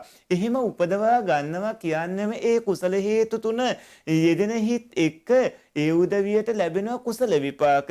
ඒවා ඒ උදවියට ditta ධම්ම වේත්නි, උපපච්ච වේත්නි, අපරාපරිය වේත්නි විදියට බොහෝ ප්‍රතිඵල ලබා දෙනවා. සමහරට කවදාවත් දැකලා නැති, දන්නේ නැති කෙනෙක් කරපු පින්කමක් දිහා බලලා පින්වත්නි සතුටු වෙනවා. හරියට ඔය ඇත්ත කවදාවත් දුටිගම රත්තුමා දැකලා නැහැ. නමුත් දුටිගම රත්තුමා ඉදිකර රුවන්වැලි චෛත්‍ය රාජානන් වහන්සේ ළඟට ගිහිල්ලා දැක බලා සතුටු වෙමින් මොනතරම් හේතුක උත්කෘෂ්ඨ කුසාසිත ඔබ උපදවා ගන්නවද? ඒ ඔය ඇත්තන්ට නිවන් දකින්න මොනතරම් උපකාරات වෙනවාද? පින්වත්නි ඒ විදිහට සමාජ ජාල ආදියට එවැනි ඡායාරූප වීඩියෝ පට ආදිය මුදා හැරීම බොහොම අගය කරන්න ඕන කටයුත්ත. ඒක අනිත් අයට කරන ලොකු උපකාරයකුත් වෙනවා. ඒ වගේම ඔබ අහලා තියෙනවා අපි වෙන යම් කෙනෙක් විසින් කළා වූ ඒ කුසලයන් දැක ඒ පින් කුසල් අනුමෝදන් වීමට සාදු සාදු යනුවෙන් පවසා සිටනවා. අපිට එසේ කිව් පමණින් ඒ කුසල් අත්පත් වෙනවාද? පින්වත්නි වාක් කර්මයක් විදියට ඔය ඇත්ත එහෙම ප්‍රකාශ කරනකොටම ඔය ඇත්තන්ට වාක් කර්මජ විදිහට පින් සිද්ධ වෙනවා. මනෝ කර්ම විදිහටත් ඔය ඇත්තෝ එහෙම හිතනකොට සතුටු වෙනකොට පින් සිද්ධ වෙනවා. නමුත් හිත ඇතුලේ ඉරිසියාව තියාගෙන කටින් විතර සාසාදු කිව්වාට පින් රැස් වෙන්නේ ඉරිසියාවට අනුරූපව තියෙන අකුසල විපාක ලැබෙන බවයි තේරුම් ගන්නට ඕනේ. අපිට එසේ කිව් පමණින් කුසල අත්පත් වෙනවාද? ඒ කවුන දැන් කීව විදිහට තේරුම් ගන්න. නැතිනම් හරියට ඒ කුසල අත්පත් කරගන්නේ කොහොමද? පින්වත්නි, හරියටම ඒ කුසල අත්පත් කරගන්නට ඔය ඇත්තෝ විසින් අලෝභය, අදෝසය, අමෝහය ඇතිවන ආකාරයට චිත්තසංතතිය පවත්වාගෙන සැබෑවටම ඒ පිළිබඳව සතුටු වෙමින් සතුටින් අනුමෝදන් වෙන්න, බොහෝම සතුටින් අනුමෝදන් වෙන්න. තවත් කෙනෙක් අනුමෝදන් වෙන්න යයි නොකීපින් අපිට දැක බලා අනුමෝදන් වෙන්න පුළුවන්ද? දුටිගමුව රත්තුමා කළ ඒ රුවන්වැලි චෛත්‍යරාජානන් වහන්සේ ළඟ ඔබ මොනතරම් පින් කරනවද? රුවන්වැලි චෛත්‍යරාජානන් වහන්සේ නිර්මාණය කිරීම ගැන ඔය ඇත්තු හිතනකොටම ඔය ඇත්තන්ට තිහේතුක සිත් ඇතුව ඔබ පින් අනුමෝදන් වෙමින් තියෙන්නේ. ඔබට මොන තරංගේ ප්‍රතිපදායකද? ඒ වගේම ඔබ තවදුරටත් අහනවා එසේම තවත් අය කරන්නම් වාලේ උවත් කළ පින්කමක් නිසා අල්ප හෝ ආනිසංසයක් ලබද්දී තවත් කෙනෙකුට ඒ අල්ප පින්කම දෙස බලා උවත් මහත්ඵල වෙන කුසල් ඇති කර ගන්න පුළුවන්ද? අනිවාර්යයෙන්ම පුළුවන්. කෙනෙක් දේශපාලඥයෝ වේවා, එහෙම නැත්නම් විවිධ සටකපට කූට උපක්‍රම කරන ව්‍යාපාරිකයෝ වේවා, විවිධ උදවිය තමන්ගේ පැවැත්ම උදෙසා යම් යම් පින්කම් ආදිය කරද්දී ඔය ඇත්තන්ට ඔවුන්ට ඇතිවන ඒ ලෝභ දේශ මෝහ ආදී හේතු යෙත්න අකුසාසිත නැතුව ඔබට ඇතිවන අලෝභ දෝෂ මෝහ ආදී කුසල හේතු යෙත්න සිත් පරම්පරාව හින්දා අර කල උදවියට අකුසාසිත ඇතිව කල උදවියට ලැබෙන ආනිසංස වලට වඩා බොහෝ ආනිසංස ප්‍රතිඵල ඔය ඇත්තන්ට උපදවා ගන්න පුළුවන්. ජවන් සිත් 7න් පළවෙනි ජවනයේට දිට්ඨ ධම්ම වේත්නි විපාකයි ලැබෙන්නේ. අන්තිම ජවනයේට උපජ්ජ වේත්නි ඊළඟ භවයට විපාක ලැබෙන්නේ. මැද ජවන් සිත් වලට කවදා හරි දවසක නිවන් දකින්නකන් තමයි විපාක ලැබෙන්නේ. ඔබේ හිත ඔබ දමනය කරගන්න, ඔබේ හිත ඔබ සංවර කරගන්න. දකින පේන දැන එහෙන හැම දෙයක්ම ඔබේ ජීවිතයට ඔබ පින්කමක් බවට පරිවර්තනය කරගන්න. ලෝවැසියන් ඇතිතාක් නින්දා කරයි, අපහාස කරයි. ඔය ඇත්තෝ ඒ පිළිබඳ කිසිදු දේශ අංශු මාත්‍රයක්වත් ඔබේ චිත්තසංතතිය ඇති වෙන්න දෙන්න එපා. අන්‍යයන් කරන කර්ම අන්‍යයන්ට, ඔය ඇත්තෝ කරගන්න කර්ම ඔය ඇත්තන්ට, ඔබේ කාය කර්ම, ඔබේ වචී කර්ම, ඔබේ මනෝ කර්ම ඔය ඇත්තන්ගේ ඔය නාම රූප ධර්ම වැඩපිළිවෙලේ අනාගත පැවැත්මේ ප්‍රධාන කොටස් කරුවෙක් වෙනවා. ඒවා හටගන්වන හේතු වැඩපිළිවෙලක් වෙනවා. ඒ නිසා තමන්ව රැක ගන්නට තමන් වග බලාගත යුතුයමයි. පින්වත්නි, ඊළඟට අහලා තියෙන ප්‍රශ්නේ තමයි බුදු සසුන බැබලේවා. අවසරයි කල්යාණ මිත්‍ර පින්වත් ස්වාමින් වහන්සේ. මග්ගජිනෝ ආදී වශයෙන් වූ ශාවකයන් 4 දෙනෙකි. 5 දෙනෙක් නොමැත. සම්බුදු පියාණන් වහන්සේ මෙසේ වදාළ ශාවකයන් 4 දෙනා ගැන විස්තර කරන්න පුළුවන්ද? පින්වත් ස්වාමින් වහන්සේ කරුණාවෙන් පහදා දෙන සීක්වා. මග්ගජින කියලා කියන්නේ 4 ආකාර පැවිදි පින්වතුන් වහන්සේලාගේ ප්‍රභේද වලින් එකක නම. එතකොට පින්වත්නි, 4 ආකාර පැවිදි පින්වතුන් වහන්සේලාගේ ප්‍රභේද වලින් එකක නම වෙනවා. එතනදී පංචවිධ කෙලෙස් වලින් මිදුණු නිවනේ ඇලුණු භික්ෂුව ගැන තමයි කියන්නේ. චතුරෝ සමනාන පංචමත්ති තේතේ ආවි කරෝමි සක්කි පුට්ටෝ මග්ගජිනෝ මග්ගදේශ කෝච මග්ගේ ජීවති යෝච කියලා මග්ගදුසී කියලා සඳහන් වෙන්නේ. මග්ගේ ජීවති යෝච මග්ගදුසී කියලා. එතකොට චතුරෝ සමනාන පංචමත්ති තේතේ ආවිකරෝමි සක්කි පුට්ටෝ මග්ගජිනෝ මග්ගදේශ කෝච මග්ගේ ජීවති යෝච මග්ගදුසී කියලා බුදුරජාණන් වහන්සේ දේශනා කරනවා. සමණයන් වහන්සේලා 4 දෙනෙක් ඉන්නවා, 5 දෙනෙක් නැහැ. එතෙන්දී මග්ගජින, ඒ කියන්නේ සිව්මගින් සියලු කෙලෙස් දිනු කෙනා. මග්ගදේශ කියන්නේ අනුන්ට මඟ දෙසන කෙනා. මග්ගජීවී කියන්නේ කල්යාණ මිත්‍ර පුහුදුන් ලෝතුරු මගෙහි වාසය කරන්නා. මග්ගදුසී කියන්නේ යම් දුස්සීල වූ කෙනාට. එතකොට මෙන්න මේ විදිහට බුදුරජාණන් වහන්සේ එදා චුන්ද හාමුදුරුවන්ට ඒ කවුණු දේශනා කරනවා. පින්වත්නි, ඒ විදිහට මග්ගචිනාදී කාරණා දැනගන්නට ඕනේ. එතන 4 දෙනෙක් ඉන්නවා. ඒ 4 දෙනා තමයි මග්ගචින, මග්ගදේශක, මග්ගජීවී, මග්ගදුසී කියලා 4 දෙනෙක් ඇරෙන්න 5 දෙනෙක් නැහැ. ඊළඟට ඔය පින්වතුන් අහලා තියෙන ප්‍රශ්නේ තමයි අවසරයි කල්යාණ මිත්‍ර ස්වාමින් වහන්සේ, මේ ධර්ම සාකච්ඡාව සතියක් පාසා මා අසන්නේ මහා සතුටින්. එය හරියට කුසට ආහාරයක් නැතත් එය පිරී ඇතිවාසේ දැනෙන හැඟීමක්. මේ උතුම් කුසල් ඔබ වහන්සේට නිවන් සුව පිණිසම මහත්ඵල වේවා.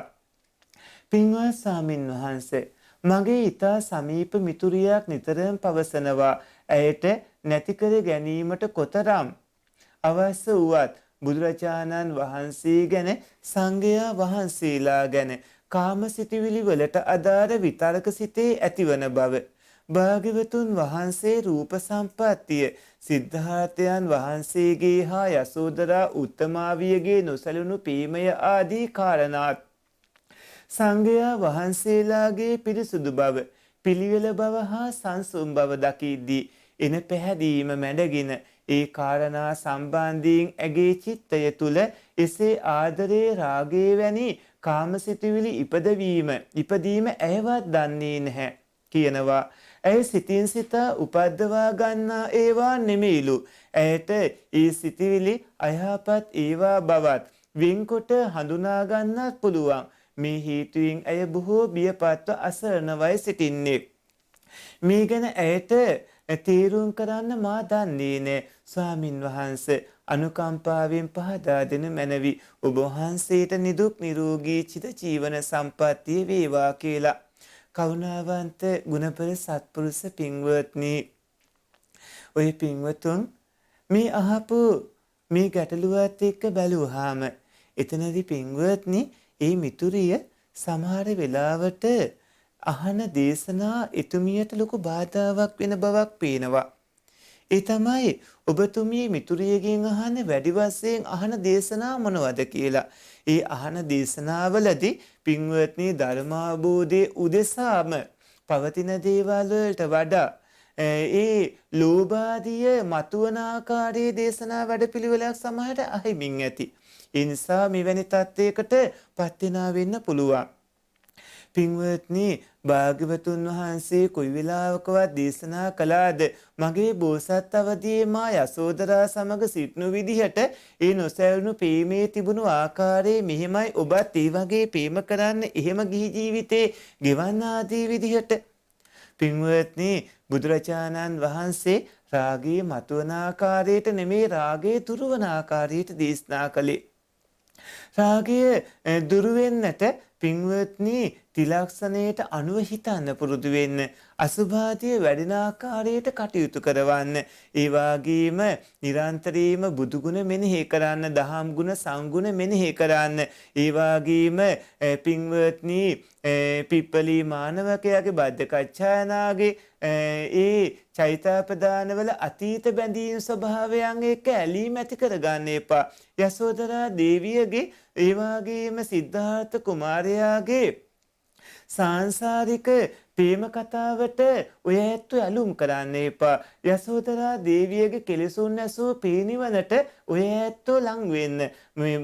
ලෞතර සම්මා සම්බුදු පියාණන් වහන්සේගේ කෙලෙසුන් නැසන ඒ චතුරාර්ය සත්‍ය ධර්මාභෝධයේ ලබන මාර්ගය ඔය ඇත්ත ශ්‍රවණය කළ දැන ඉගෙන ගන්න. කොයි වෙලාවකවත් කාමසිතවිලි කියන එකට ඉඩ දෙන්න එපා. ඒක නපුරක්, ඒක කිලුටක්, ඒක පින්වත්නි යම් ආකාරයකට භයානක පැත්තකටත් යනවානේ.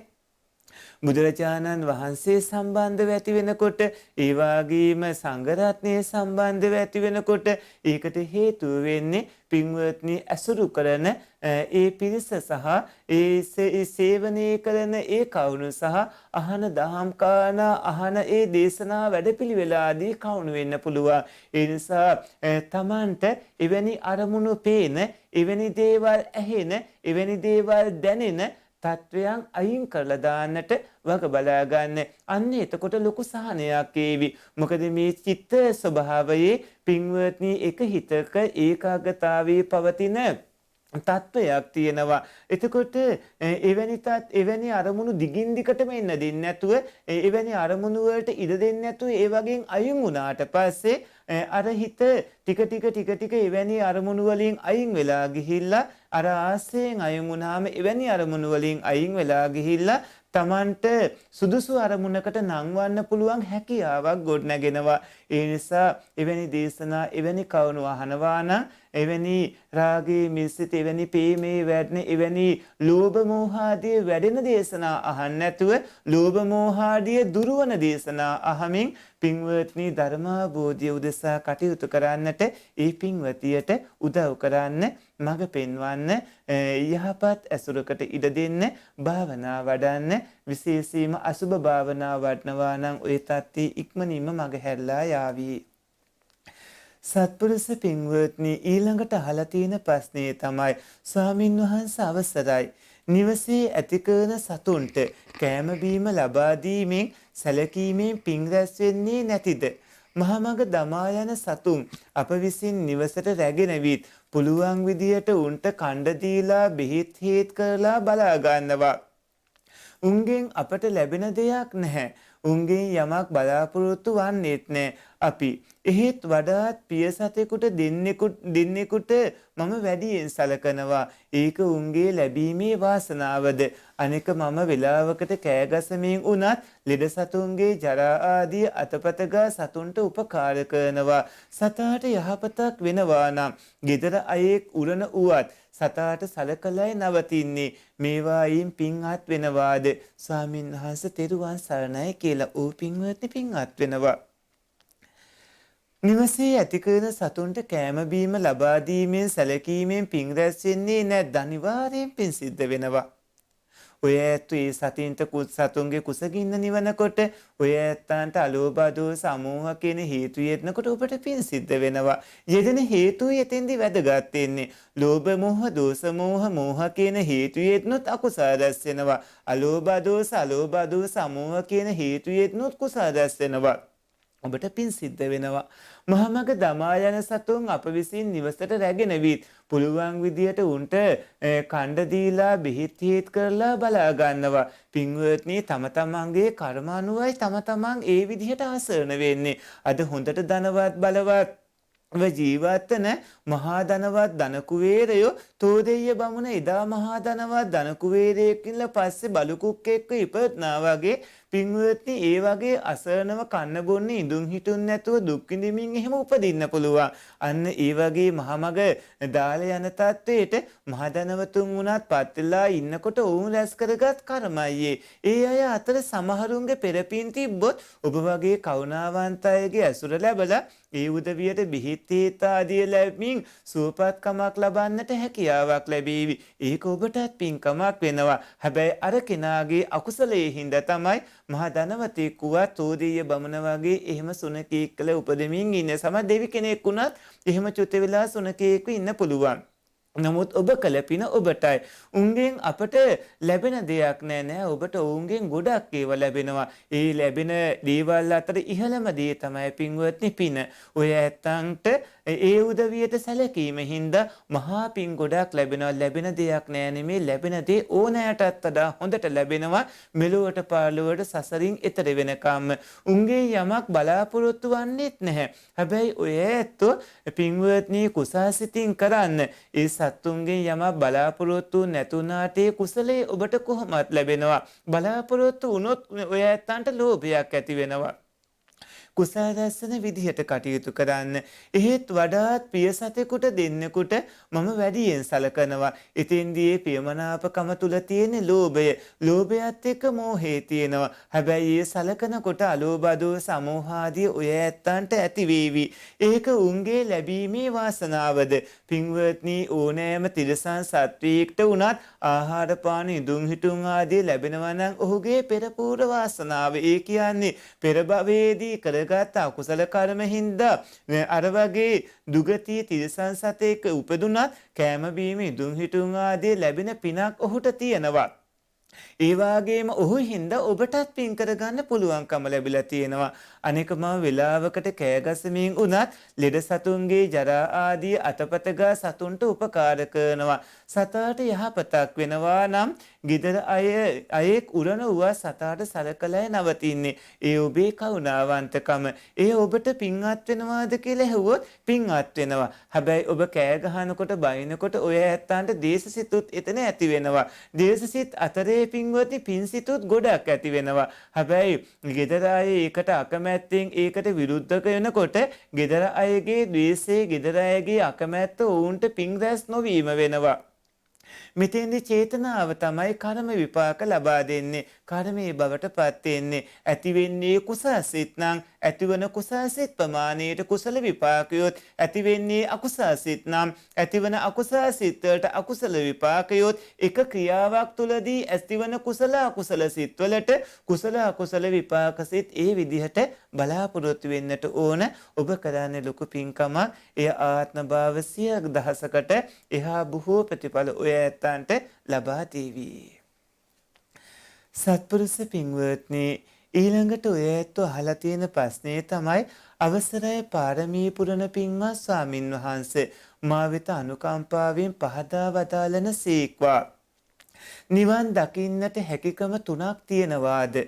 එසේ තිබේ නම් මට පහදා දෙන සීක්වා. ඔබ වහන්සේට උතුම් සිව්සස් පැහැදී ගෝර වූ සසරින් මිදෙන්නට මේ පින උපනිශ්‍රේම වේවා සාදු සාදු සාදු කියලා. පින්වත්නි, නිවන් දැකිය හැකි ක්‍රම 3ක් තියෙනවා. එකක් තමයි පින්වත්නි, ලෝතුරා සම්මා සම්බුද්ධත්වයට පත්ත නිවන් දකින්න පුළුවන්. අනිත් ක්‍රමේ තමයි පච්චේක බුද්ධත්වයට පසේ බුද්ධත්වයට පත්ත නිවන් දකින්න පුළුවන්. අනිත් ක්‍රමේ තමයි ශාවක බෝධියට පත්ත නිවන් දකින්න පුළුවන්. තුන්තරා බෝධියෙන් එක්තරා බෝධියකට පත්ත නිවන් දකින්නට පුළුවන්කම ලැබෙනවා. ඒ තුන්තරා බෝධියෙන් එක්තරා බෝධියකට පත්වන ගමනේදී බුදු පසේ බුදු කියන බෝධි දෙකට පත්වන එක පින්වත්නි හැමෝටම කරන්න බෑ. නමුත් ශ්‍රාවක බෝධියට පත්වෙන්නට අදිෂ්ඨානශීලීව කටයුතු කරන්නට වග බලා ගන්නට ඕනේ. මේ ලබාගත් මනුස්ස ජීවිතේ අපත යන්න දෙන්න එපා. ඔය ඇත්තෝ මේ මනුස්ස ජීවිතයේදී උතුම් මඟපල් ලබා සසරින් එතර වන ගමනට ඔය ඇත්තෝ පය තැබිය යුතුමයි. පින්වත්නි, ඊළඟට අහලා තියෙන ප්‍රශ්නේ තමයි තෙරුවන් සරණයි පින්වත් ස්වාමින් වහන්සේ. දෙමාපියන්ට තමා දූ දරුවන් කරන වැරදි වලින් කොටසක් අයිති වෙනවාද? කරුණාවෙන් පහදා දෙන සීක්වා. පින්වත් ස්වාමින් වහන්සේට තෙරුවන් සරණයි කියලා. පින්වත්නි, දරුව මෙලොවට බිහි කරලා, දරුව ලොකු මහත් කරලා, දරුවන්ට ජීවිතේ තනියම කටයුතු කරගන්න පුළුවන් වාතාවරණය සලස්වනකොට එහෙම සලස්වපු මව්පියන්ට ඇති වුණු මෙත්තා කරුණා මුදිතා උපේක්ඛාවන්ට අදාළව මව්පියන්ට පින් රැස් වෙනවා. හැබැයි ඒ දරුව සතුව මැරුවොත් මව්පියන්ට ඒක අයිති වෙන්නේ නැහැ. ඒ දරුව හොරකම් කළොත් ඒක මව්පියන්ගේ පවක් නෙමෙයි, ඒක දරුවගේ පවක්. මව්පියෝ දන් දුන්නොත් ඒ පින මව්පියන්ට, දරුවෝ අනුමෝදන් වුණොත් විතරක් දරුවන්ටත් ඒ පින් ලැබෙනවා. දරුවෝ ඒ පින්කමට අනුමෝදන් නොවුනොත් දරුවන්ට පින් රැස් වෙන්නේ. පින්වත්නි, තම තමන් කරන කර්ම තම තමන්ටයි අයිති වෙන්නේ. දෙමව්පියන් දරුවෝ මෙලොවට බිහි කළා කියලා ඒ දරුවෝ ආනන්තර පාප කර්මයක් කරගත්තොත් ඒක මව්පියන්ට අදාළ නැහැ. දරුවෝ යම්කිසි වරදක් කළොත් ඒක මව්පියන්ටත්, මව්පියෝ වරදක් කළොත් දරුවන්ටත් අයිති වෙන්නේ නැහැ. දැන් බලන්නකෝ අජාසත් රජතුමා පිය රජතුම අජාසත් රජතුමා පිය මහරජුරුව බිම්බිසාර රජතුමාව ඝාතනය කළා කියලා අජාසත් රජතුමා අද ලෝහකුබු නිරේ දුක් විඳට බිම්බිසාර මහරජතුමා ලෝහකුබු නිරේටපත් වුන්නේ නැහනේ.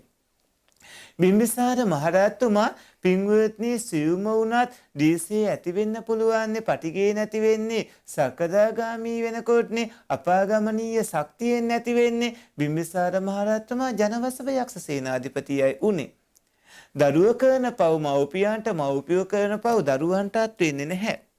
හැබැයි ඒක මව්පියෝ කරන පව් දරුවෝ කරන පව් මව්පියොත් අනුමෝදන් වෙලා සමාදන් වෙලා කොටස්කර වුණොත් නම් දෙගොල්ලන්ටම අඩු වැඩි එක හොඳට මේ පව් රැස් වෙනවා. ඒ නිසා පින්වත්නි දරුවෝ වැරදි කළත් මව්පියෝ වැරදි කළත් ඒවා සමාදන් නොවි ඉන්නට නුවණැති මව්පියෝ දරුවෝ වග බලා ගන්නට ඕනේ. දෙමව්පියන්ට තමා දූදරුවන් කරන වැරදි වලින් කොටසක් අයිති වෙනවාද කියලා ඇහුවොත් ලෝවැසියෝ බනීවි නින්දා කරાવી අපහාස කරાવી කුඩ්ඩාගේ දරුවෙක් ආදී විදියට මත්ද්‍රව්‍ය වලට එහෙම ඇබ්බැහි මේ කුඩ්ඩාගේ මව්පියෝ ආදී විදියට මත්පැන් වලට එහෙම ඇබ්බැහි හෝ දරුවන්ගේ දෙමාපියන් නින්දා අපහාස කරાવી නමුත් කර්ම වැඩපිළිවෙල ලෝකයාගේ නින්දා අපහාස වලට අදාළ දෙයක් නෙමෙයි. තමන් දරුවන් ආදරෙන් රැක බලාගෙන ලොකු මහත් කරගෙන ඔවුන්ට යහපත සැලසුවා නම් ඒ මව්පිය සුගතියේ මනුස්ස දිව්‍ය ආදී සුගති සම්පත් විඳින්මින් ඉහළට යාවි. කරුණා මුදිතා මෙත්තාදී ඒ කුසල වැඩපිළිවෙල හින්දා අනුන්ගේ කර්ම අනුන්ටයි තමන්ගේ කර්ම තමන්ටයි. සත්පුරුෂ පින්වත්නි ඊළඟට අහලා තියෙන ප්‍රශ්නේ තමයි පින්වත් ස්වාමින් වහන්සේ මුද්‍රණය කර බෙදා හයන බෝධි පූජා ගන්තයන්හි අවසානයේ එක් එක් දෙවියන් වන්දනා කිරීමට වෙන් වූ ගාථාවන් සඳහන් කර ඇත. බුද්ධ වන්දනාව අවසානයේ එසේ වෙන වෙනම දෙවියන් වන්දනා කළ යුතුයද? නැතහොත් පොදුවේ සියලුම දෙවියන් හට පින්දීම ප්‍රමාණවත්ද? ගරු ස්වාමින් වහන්සේ කාරුණිකව මේ පහදා දෙන සීක්වා ඔබ වහන්සේට මෙම පින් නිවන් දොරටුවක්ම වේවා කියලා. පින්වත්නි ආකාසට්ටාච බුම්මට්ටා නැත්තං ඉත්තාවතාච අම්මේහි නැත්තං අස්මින් විහාර ගරපබ්බතරුක්ක ගාමී සග්ගේසු දීපනගරීසු චක්කවාලී ආදී විදිහට පින්වත්නි දෙවියන්ට පොදුවේ පින් අනුමෝදන් කරන විදිහකුත් තියෙනවා. හැබැයි සමහරුන් වෙන වෙනමත් දෙවියන්ට වන්දනා කරලා තුනුරුවන්ට වන්දනා කරලා දෙවියන්ට පින් අනුමෝදන් කරනවා. දෙවියන් කොයි වෙලාවකවත් සරණ යන්න එපා. හැබැයි දෙවියන්ගේ කල්යාණ මිත්‍ර ඇසුර ඔය ඇත්තන්ට ලොකු ප්‍රයෝජන ගොඩක් මෙලොවටත් ලබා දෙනවා. ඔබ මිය ගිහිල්ලා ඔබ කරගත් පින්කම් අනුව දිව්‍ය ලෝකයක ඉපදුනොත් ඒ දෙවියන්ගේ ඇසුර උනත් ලබමින් එහි උපකාරය උනත් ලබන්නට ඔබට හැකියාවක් උනත් ලැබෙයි. ඒ නිසා වෙන වෙනම සක්‍රවෛසවන් දතරාෂ්ට්‍ර විරූඪ විරූපාක්ෂාදී සිව්මහා රජදරුවන්ට ආදී අයට පුණ්‍යානුමෝදනා කිරීමේ වරදකුත් නැහැ. කාල වේලාව අනුව ඔබ කටයුතු කරන්න. දෙවියන්ට වෙන වෙනම පින් අනුමෝදන් කරනවා නම් එයත් බොහොම හොඳයි. පොදුවේ පින් අනුමෝදන් කරනවා නම් එයත් බොහොම හොඳයි. නමුත් පින්වත්නි ඔබ දෙවියන්ට පින් අනුමෝදන් කළ යුතුම වෙනවා. ඒ නිසා දෙවියන්ට පින් අනුමෝදන් කරද්දී වෙන වෙනම කතා බහ කරලම කටයුතු කරද්දී පින්වත්නි එයගේ ආරක්ෂාව රැකවරණය ආදියත් වගකීමක් ඇතුවම ඔය ඇත්තන්ට ලැබෙනවා. හැබැයි මේ තවත් කරුණක් කියන්නම්. පින්වත්නි ඔය ඇත්තෝ රෝහල්ගත වුණොත් වෛද්‍යවරයෙක් චැනල් කරන්නේ නැතුව පොදුවේ වෛද්‍යවරයෙක්ගෙන් ඔබට ප්‍රතිකාර ගන්න පුළුවන්. හැබැයි වෛද්‍යවරයෙක් චැනල් කරලා ඔය ඇත්තෝ රෝහල්ගත වුණොත් ඒ වෛද්‍යවරයා වැඩි වමනාවෙන් බලනවා. හැබැයි එතෙන්දී අනිත් වෛද්‍යවරු ඒ ගැන වැඩි වමනාවක් දක්වන්නෙත් නැති බවත් තේරුම් ගන්නට ඕනේ. පින්වත්නි ඊළඟට අහලා තියෙන ප්‍රශ්නේ තමයි අවසරයි ගෞරවනීය ස්වාමින් වහන්සේ අපදාන අටුවාවෙත් බුද්ධ වංශ අටුවාවෙත් ජාතක අටුවාවෙත් මහබෝධිසත්වයන් වහන්සේ ශිල්ප දැක්වීමට පාදක වූ කාරණා පිළිබඳවත් සුජාත බුදුන් වහන්සේට අනතුරුව පහළ වූ බුදුන් වහන්සේලාගේ කාලයේ පිළිබඳවත් එකිනෙකට වෙනස් කවණු අඩංගු වී ඇත. එසේම දීඝනිකාය අටුවාවේ සඳහන් ආකාරයට ජාතක කතා 550ක් ඇත. නමුත් ජාතක කතා පුත් වහන්සේගේ ඇත්තේ 547කි. ස්වාමින් වහන්සේ එසේ අටුවාවේ පරස්පර විරෝධී කාරණා කිසිසේත්ම අඩංගු නොවන බව මා පිළිගන්නා නමුත් මෙහි ගැඹුරින් විශ්ලේෂණය කළ යුතු කරුණු ප්‍රමාණයක් ඇති බව වැටහි කරුණාවෙන් පැහැදිලි කර දෙනසේක්වා. ඕ පින්වත්නි ගැඹුරින් විමසන්න. යම්කිසි ආචාර්ය මතවාදයක් තිබ්බොත් ත්‍රිපිටක ධර්මයට ඔය ඇත්තෝ ඒක බහා තබන්න. ත්‍රිපිටක ධර්මයේ ඔස්සේ ඔය ඇත්තෝ ඒක විසඳා ගන්න කටයුතු කරන ඔබට අපූර්වට හැම ගැටලුවකටම පිළිතුරු ලබා දේවි. පින්වත්නි මෙතෙක් දීර්ඝ කාලයක් එනකොට භාග්‍යවතුන් වහන්සේ එදා දේශනා කළ සියලුම සීසත් ධර්මයේ අද ඒ සියලුම සූත්‍ර දේශනාදී ඒ විදිහටම පවතින්නේ සාමුක්කාංශික දේශනාවක්ම මොනතරම්නම් දීර්ඝ කාලයක් වෙනවද පින්වත්නි අද වර්තමානයේ වෙනකොට ඔය ඇත්තෝ හරිම වාග්යවන්තයෝ ඔය ඇත්තෝ හරිම පුණ්‍යවන්තයෝ ඒ පුණ්‍යවන්තකම් වාග්යවන්තකම ලැබිලා තියෙන්නේ ඔය ඇත්තන්ට පින්වත්නි ත්‍රිපිටක ධර්මයේ හොඳටම සුරක්ෂිතව ලැබිලා තියෙන හින්දා ඔය පින්වතුන් ත්‍රිපිටක ධර්මයේ තුල පින්වත්නි ඔබේ මෙලොව පරලොව දෙලොව සුභ සිද්ධිය සලසා ගන්න පුළුවන් දහම් කවණු දැන ඉගෙන ගන්න ඒවා පිළිපදින්න ඒවා ක්‍රියාත්මක කරගන්න කාලේ අපති යන දෙන්න නැතු උපදීන් ප්‍රතිඵල ලැබමින් මේ මනුස්ස ජීවිතයේදීම මගපල් ලබන්නට අදිස්ථාන කරගන්න. ඒ අදිස්ථාන කරගෙන යන ගමනේදී ත්‍රිපිටක අටුවා ටීකා පරිවාර ග්‍රන්ථාදී ඇසුරු කරමින් කටයුතු කරන්න. යම් ආචාර්ය මතවාද හෝ යම් කවුනා තිබ්බොත් ත්‍රිපිටක ධර්මයට බහා තබන්න කියලා බුදුරජාණන් වහන්සේම දේශනා කළා. බුදුරජාණන් වහන්සේ ජීවමානව වැඩ ඉද්දි මෙවැනි අවස්ථා ඇති වුණා. එවැනි අවස්ථා ඔය ඇත්තන්ට මුණ ගැහෙනකොට ඔය ඇත්ත ත්‍රිපිටක ධර්මයට බහා තබලා ඒ ඔස්සේ පිළිතුරු ලබාගෙන පින්වත්නි ඔබ ධර්මාභෝධය ලබා සසරින් එතර වෙන්න වක බලා ගන්න. පින්වත්නි ඊළඟට අහලා තියෙන ප්‍රශ්නේ තමයි අවසරයි පින්වත් ස්වාමින් වහන්සේ එක්තරා ප්‍රසිද්ධ මිසදිටු භාවනා අසපුවක පොතක බෝසත් පුතුන් මව් කුසින් බිහිවන විට මුලින් පිළිගත්තේ සතරවරන් දෙවිවරු බවට අර්ථ දක්වයි. දෙවනුව මිනිසුන් පිළිගත් බව දක්වයි. එහෙත් ධර්මයේ සඳහන් වන්නේ අරහත් බ්‍රහ්මරාජයන් සිව් දෙනෙක් රන්දලකින් පළමුව පිළිගත් බවයි. එම කවුන පෙන්වා දුන් විට එහි දායකයින් අටුවා ප්‍රතික්ෂේප කරමින් සුද්ධාවාස බඹලුව අරහත් බ්‍රහ්මරාජයන් නැති බව පවසා අපහට දොස් තබයි.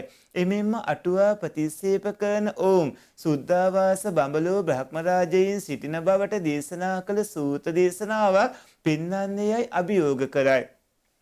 බ්‍රහ්ම ලෝකවල අරහත් බ්‍රහ්මරාජයන් නැති බව පවසයි.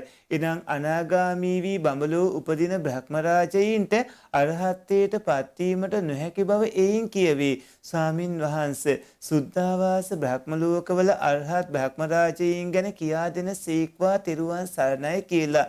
කරුණාවන්ත ගුණබර සත්පුරුෂ පින්වත්නි සුද්ධාවාස බ්‍රහ්ම ලෝක කියන්නේ අවිය අතාප සුදාස සුදාසී අකනිට්ට කියන මේ පහට.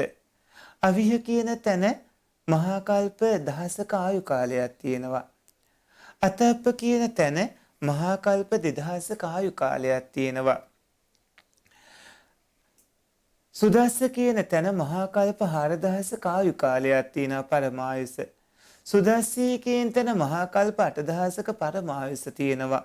අකනිට්ටේ කියන තැන මහා කල්ප 16000ක ආයු කාලයක් තියෙනවා. ඒ තැන්වල යම්කිසි කෙනෙක් උපදින්න නම් ඒ කෙනා අනිවාර්යයෙන්ම අනාගාමී උත්තමයෙක් විය යුතුමයි. හැබැයි අනාගාමී වුණාට පස්සේ ඒ තැන්වලදී අන්තරාපානිබ්බාය උපහච්ච පානිබ්බාය අසංකාර පානිබ්බාය සසංකාර පානිබ්බාය උද්දංසෝත අකනිට්ඨ ගාමී කියන පස් ආකාරයට අනිවාර්යයෙන්ම රහත් පීනුවම් පෑ යුතුමයි. අනාගාමීව සුද්ධාවාස පහේ එක තැනක උප්පත්තිය ලැබලා ඒ තැන් වලින් නැවතත් ආපහු පැමිණීමක් වෙන්නේ කාම භූමි සහ රූප භූමි වලට. අනිවාර්යයෙන්ම ඒ ඇත්තෝ පින්වත්නි ඒ තැන්වලම අනිවාර්යයෙන්ම රහත් පීනුවම් පාන්නට ඕන කලින් කිව්ව ආකාරයට. අනිවාර්යයෙන්ම ඒ තැන්වල අරහත් බ්‍රහ්මරාජයන් සිටිනවාමයි. අරහත් බ්‍රහ්මරාජයින්ගේ සිටීම ඒ තැන්වල අනිවාර්ය කවුණා.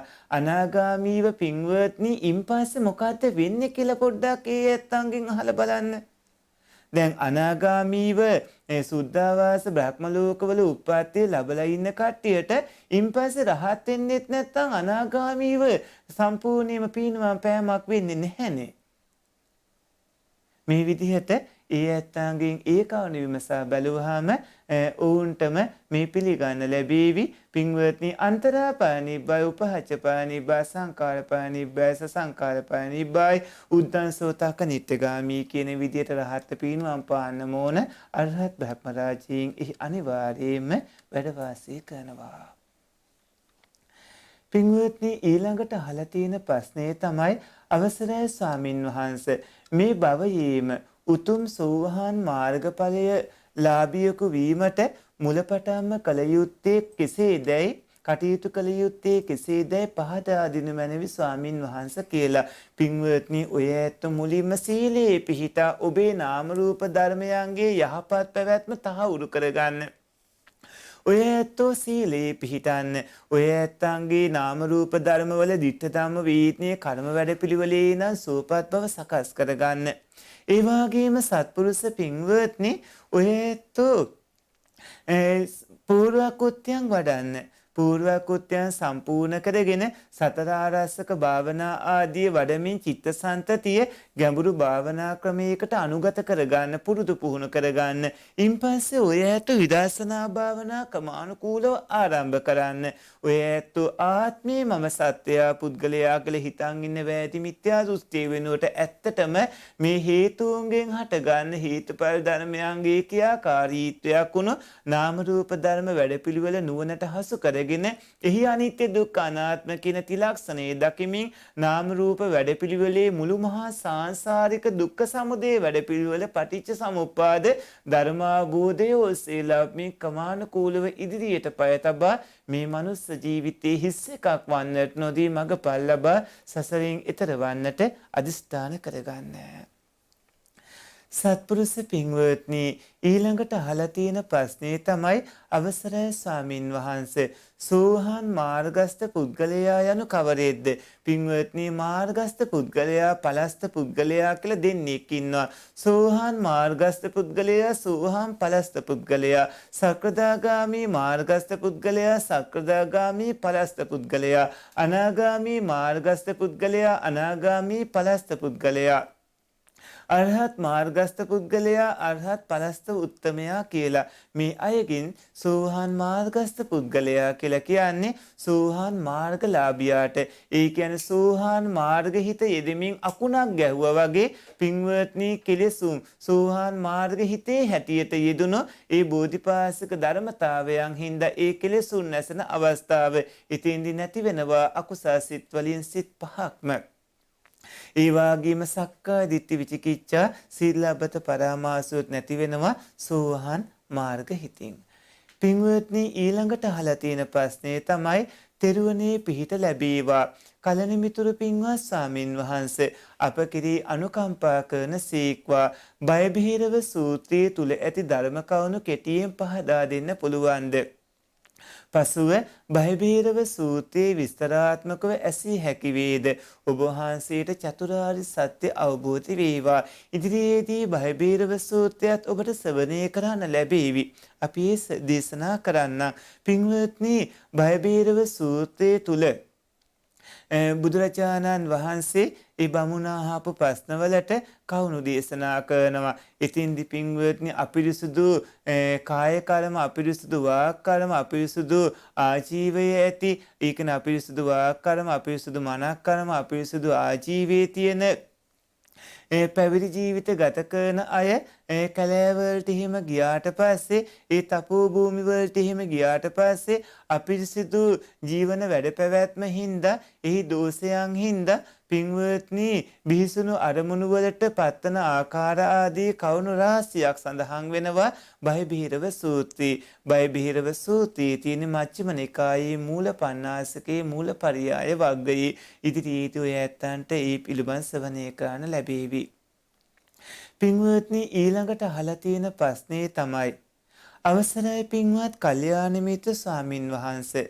ගහපල සම්බන්ධව සත්‍ය අසත්‍යතාවේ කරුණාවෙන් පහදා දෙන සීක්වා තෙරුවන් සරණයි කියලා. පින්වත්නි ගහපල සම්බන්ධව ඇහුවාම එතෙන්දී ජ්‍යොතිෂේසා නස්සස්සකානා පිළිබඳ අවධානය යොමු කරද්දී එය කියන්නේ අංග සම්පූර්ණ නොවුණු අසම්පූර්ණ විද්‍යාවක්. හැබැයි යම්කිසි විද්‍යාවක් පරිපූර්ණ නැහැ. අසම්පූර්ණයි. පින්වත්නි බල්ලන් ඒක සුනකයින් පූසන් වගේ සත්තු රැළී යන කාලය ඇති වෙනවා. ඒ වගේම විවිධ කුරුල්ලු වර්ග බිත්තර දාන සංවාසයේන කාලය ඇති වෙනවා. ස්වභාව ධර්මයේ ගස් කොළන් පළදාන කාලය ඇති වෙනවා. එතකොට ඒ උතුනියාමාදී විවිධ කරුණු කාරණා එක්ක ඇතිවන බලපෑම් සිද්ධ වෙනවා. මනුස්ස ශරීරවල වුණත් යටිපතුල් ආදී වැඩි වශයෙන් පැලෙන උෂ්ණාධික කාලවල සිදුවීම් වෙනවා. ඒ වගේම විවිධ අයට විවිධ කායික රෝගාබාධ මානසික අපහසුතා ඇතිවන කාල තියෙනවා. මේ වගේ පින්වත්නි විශ්වීය පිහිටීමේ ස්වභාවයේ එක ස්වභාව ධර්මයාගේ අපූර්ව රටාව එක විවිධ බලපෑම් යම් ආකාරයට සත්‍යීන්ට බලපානවා. ඒ යම් විදිහකට අතීත නුවණැති පිරිස නුවණට ගහණය කරගෙන යම් විද්‍යාවක් ඔස්සේ කටයුතු කරලා තියෙනවා. හැබැයි පින්වත්නි එය අසම්පූර්ණයි. ඔය ඇත්තෝ සම්පූර්ණ වෙන්නේ බුදුදහම තුළින් පමණයි. ඔය පින්වතුන් ගහපල නස්සස්ත තාරකාදිය ප්‍රතික්ෂේප කරන්න. පින්වත්නි ඒ පසුපස යෑමකින් තොරව ඔය ඇත්තෝ නිවන් දැකීම උදෙසා කටයුතු කරන්න. හොඳම නැකත වෙන්නේ චතුරාර්ය සත්‍ය අවබෝධය ලබන මොහොත. හොඳම නැකත වෙන්නේ දන් දෙන සිල් රකින්න භාවනාදී වඩන මොහොත. හොඳම නැකත වෙන්නේ පින්වත්නි ඔය ඇත්තෝ දැහැමුව උපයාගෙන දැහැමුව ජීවත් වෙමින් ආර්යස්ථායක මාර්ගයේ පිළිපදෙමින් චතුරාර්ය සත්‍ය අවබෝධයේ උදෙසා යන ගමන් මඟ. නමුත් නැකත් මුල් කරගෙන ජීවන වැඩපිළිවෙලක් යම්කිසි කෙනෙක් හදාගෙන ඉන්නවා නම් ඔහුට ඔබ පාප මිත්‍රයෙක් වෙන්න එපා. ඔහුට ඔබ කල්යාණ මිත්‍රයෙක් වෙන්නත් වග බලා ගන්නට ඕන. පින්වත්නි යම්කිසි කෙනෙක් යම් දෘෂ්ටියක අසම්පූර්ණ විද්‍යාවක් මුල් කරගෙන ජීවිතේ හැඩගස්සා ගැනීමක් නැකත් බැලීම ආදී නැකත් චාරිත්‍ර වගේ යම් කවුණු කරනවා නම් ඒකෙනා සම්බන්ධව ඔය ඇත්තෝ අන්තවාදී වෙන්න එපා, අන්තගාමී වෙන්න එපා. ඔහුගේ ඒ අවුරුදු චාරිත්‍ර සිතුම් පැතුම් ඒ ගෙවල් වලට මුල්ගල් තැබීම ආදී කවුණු කාරණා එක ගැටෙන්න යන්න එපා. සම්මුතිය තුල ඔවුන්ට තියෙන ඒ විශ්වාසය පින්වත්නි ක්‍රමානුකූලව නාම රූප ධර්ම වලට තියෙන විශ්වාසයේ தත්ත්වයට වර්ධනය කරගන්න ඔබේ ඇසුර ලබා දෙන්න. ලැත්තැනම ලොප් වෙන්න දෙන්න එපා ඔබේ කල්යාණ මිත්‍ර ඇසුර. ඔය ඇත්තන්ගේ කල්යාණ මිත්‍ර ආශ්‍රේ ඔහුට දීර්ඝ කාලීන යහපත් ප්‍රතිඵල ලබා දෙන එකක් බවට පත් වෙන්නට ඕන. පින්වත්නි නැකත් ආදී කාරණා ජ්‍යොතිෂයට අදාළ කාරණා ගහපල ආදී කාරණා වලින් පෙර අකුසල කර්මයන් විපාක දෙන කාල සීමා එහෙම දැනුවත් කරගන්නට හැකියාවක් ලැබෙනවා. නමුත් ඒ අසම්පූර්ණ විද්‍යාව ඒ තුලින් නිවන් දකින්න පුළුවන් කමක් නැහැ. සසරින් එතර වෙන්න ගමනේදී අන්තිම මොහොත දක්වා ඇස්වල පෙනීම, කන්වල ඇහිීම, ගඳ සුවඳ දැනීම, ආහාර පාන, ඉඳුම් හිටුම්, භවභෝග සම්පත්, මෙලෝ පාළුව සුභ සිද්ධිය යහපත, චිරජීවනයේ වගේම පරිවාර සම්පත්, භවභෝග සම්පත් ආදී දෙවිමිනිස් සැප වගේම උත්තම නිර්වාණ සම්පත්තිය පවා ලැබෙන්නේ ආර්ය අෂ්ටාංගික මාර්ගයේ අනුගමනය කළොත් ඇරෙන්න ගහතාරකා අනුව පින්වත්නි කටයුතු කිරීමෙන් නෙමෙයි. නමුත් ඒ යම්කිසි විද්‍යාවන් නිසා පින්වත්නි ඒවා එක ගැටීමකින් තොරව ඔය ඇත්තෝ ඥානාන්විතව හසුරුවා ගැනීම කරගත යුතුම වෙනවා. සත්පුරුෂ පින්වත්නි ඒ විදිහට අද දවසේදී 47 වන සජීවී ධර්ම සාකච්ඡා වාරයයි මේ විදිහට අවසන් වුණේ. ඔය පුණ්‍යවන්තයෝ මිත්‍යක් ජනිත කරගත් පුණ්‍ය සම්භාරයෝ මේ කියන දෑයිනට ඒකාන්තයෙන් අනුමෝදන් වේවායි කියලා සාත්නාදයක් පවත්වන්න. දෙවියන්ට මේ පින් අනුමෝදන් වේවායි කියලා සාත්නාදයක් පවත්වන්න. මේ පුණ්‍ය ධර්මයෝ නිවන් දකින්නට හේතු සම්පත්ම වේවායි කියලා සාත්නාදයක් පවත්වන්න සත්පුරුෂ පින්වත්නි. අද දවසේදීත් මේ ධර්ම දානමේ උතුම් පින්කම් හා සම්බන්ධව අප සිස් අපරැකේ පඤ්ඤාසාර පොඩි හාමුදුරුවන් වහන්සේ කාර්යමණ්ඩලයේ සියලු දෙනා බෝසත් ගුණ ඇති සුපින්වත් ව්‍යාපාරික ජයලාල් මැතිතුන් සාන්තිරන්තුන්ගේ මැතිණිය දරුවන් ඒ වගේම ඒ සත්පුරුෂ හැම දිනාටම ධර්ම ශ්‍රවණය කළ ප්‍රශ්න ඇසූ මේ ධර්ම වැඩපිළිවෙල සමග සිටින පින්බර ඔය ඇත්ත හැම දිනාටම ඔබ සැමට නිදුක් නිරෝගී දීර්ඝායුෂ ලැබේවා. ආකාසට්ටා ච බුම්මට්ටා දීවානාගා මහිද්దికා පුඤ්ඤන්තං අනුමෝදිත්වා චිරන් රක්칸තු ත්වං සදා. හැම දිනාටම තෙරුවන් සරණයි.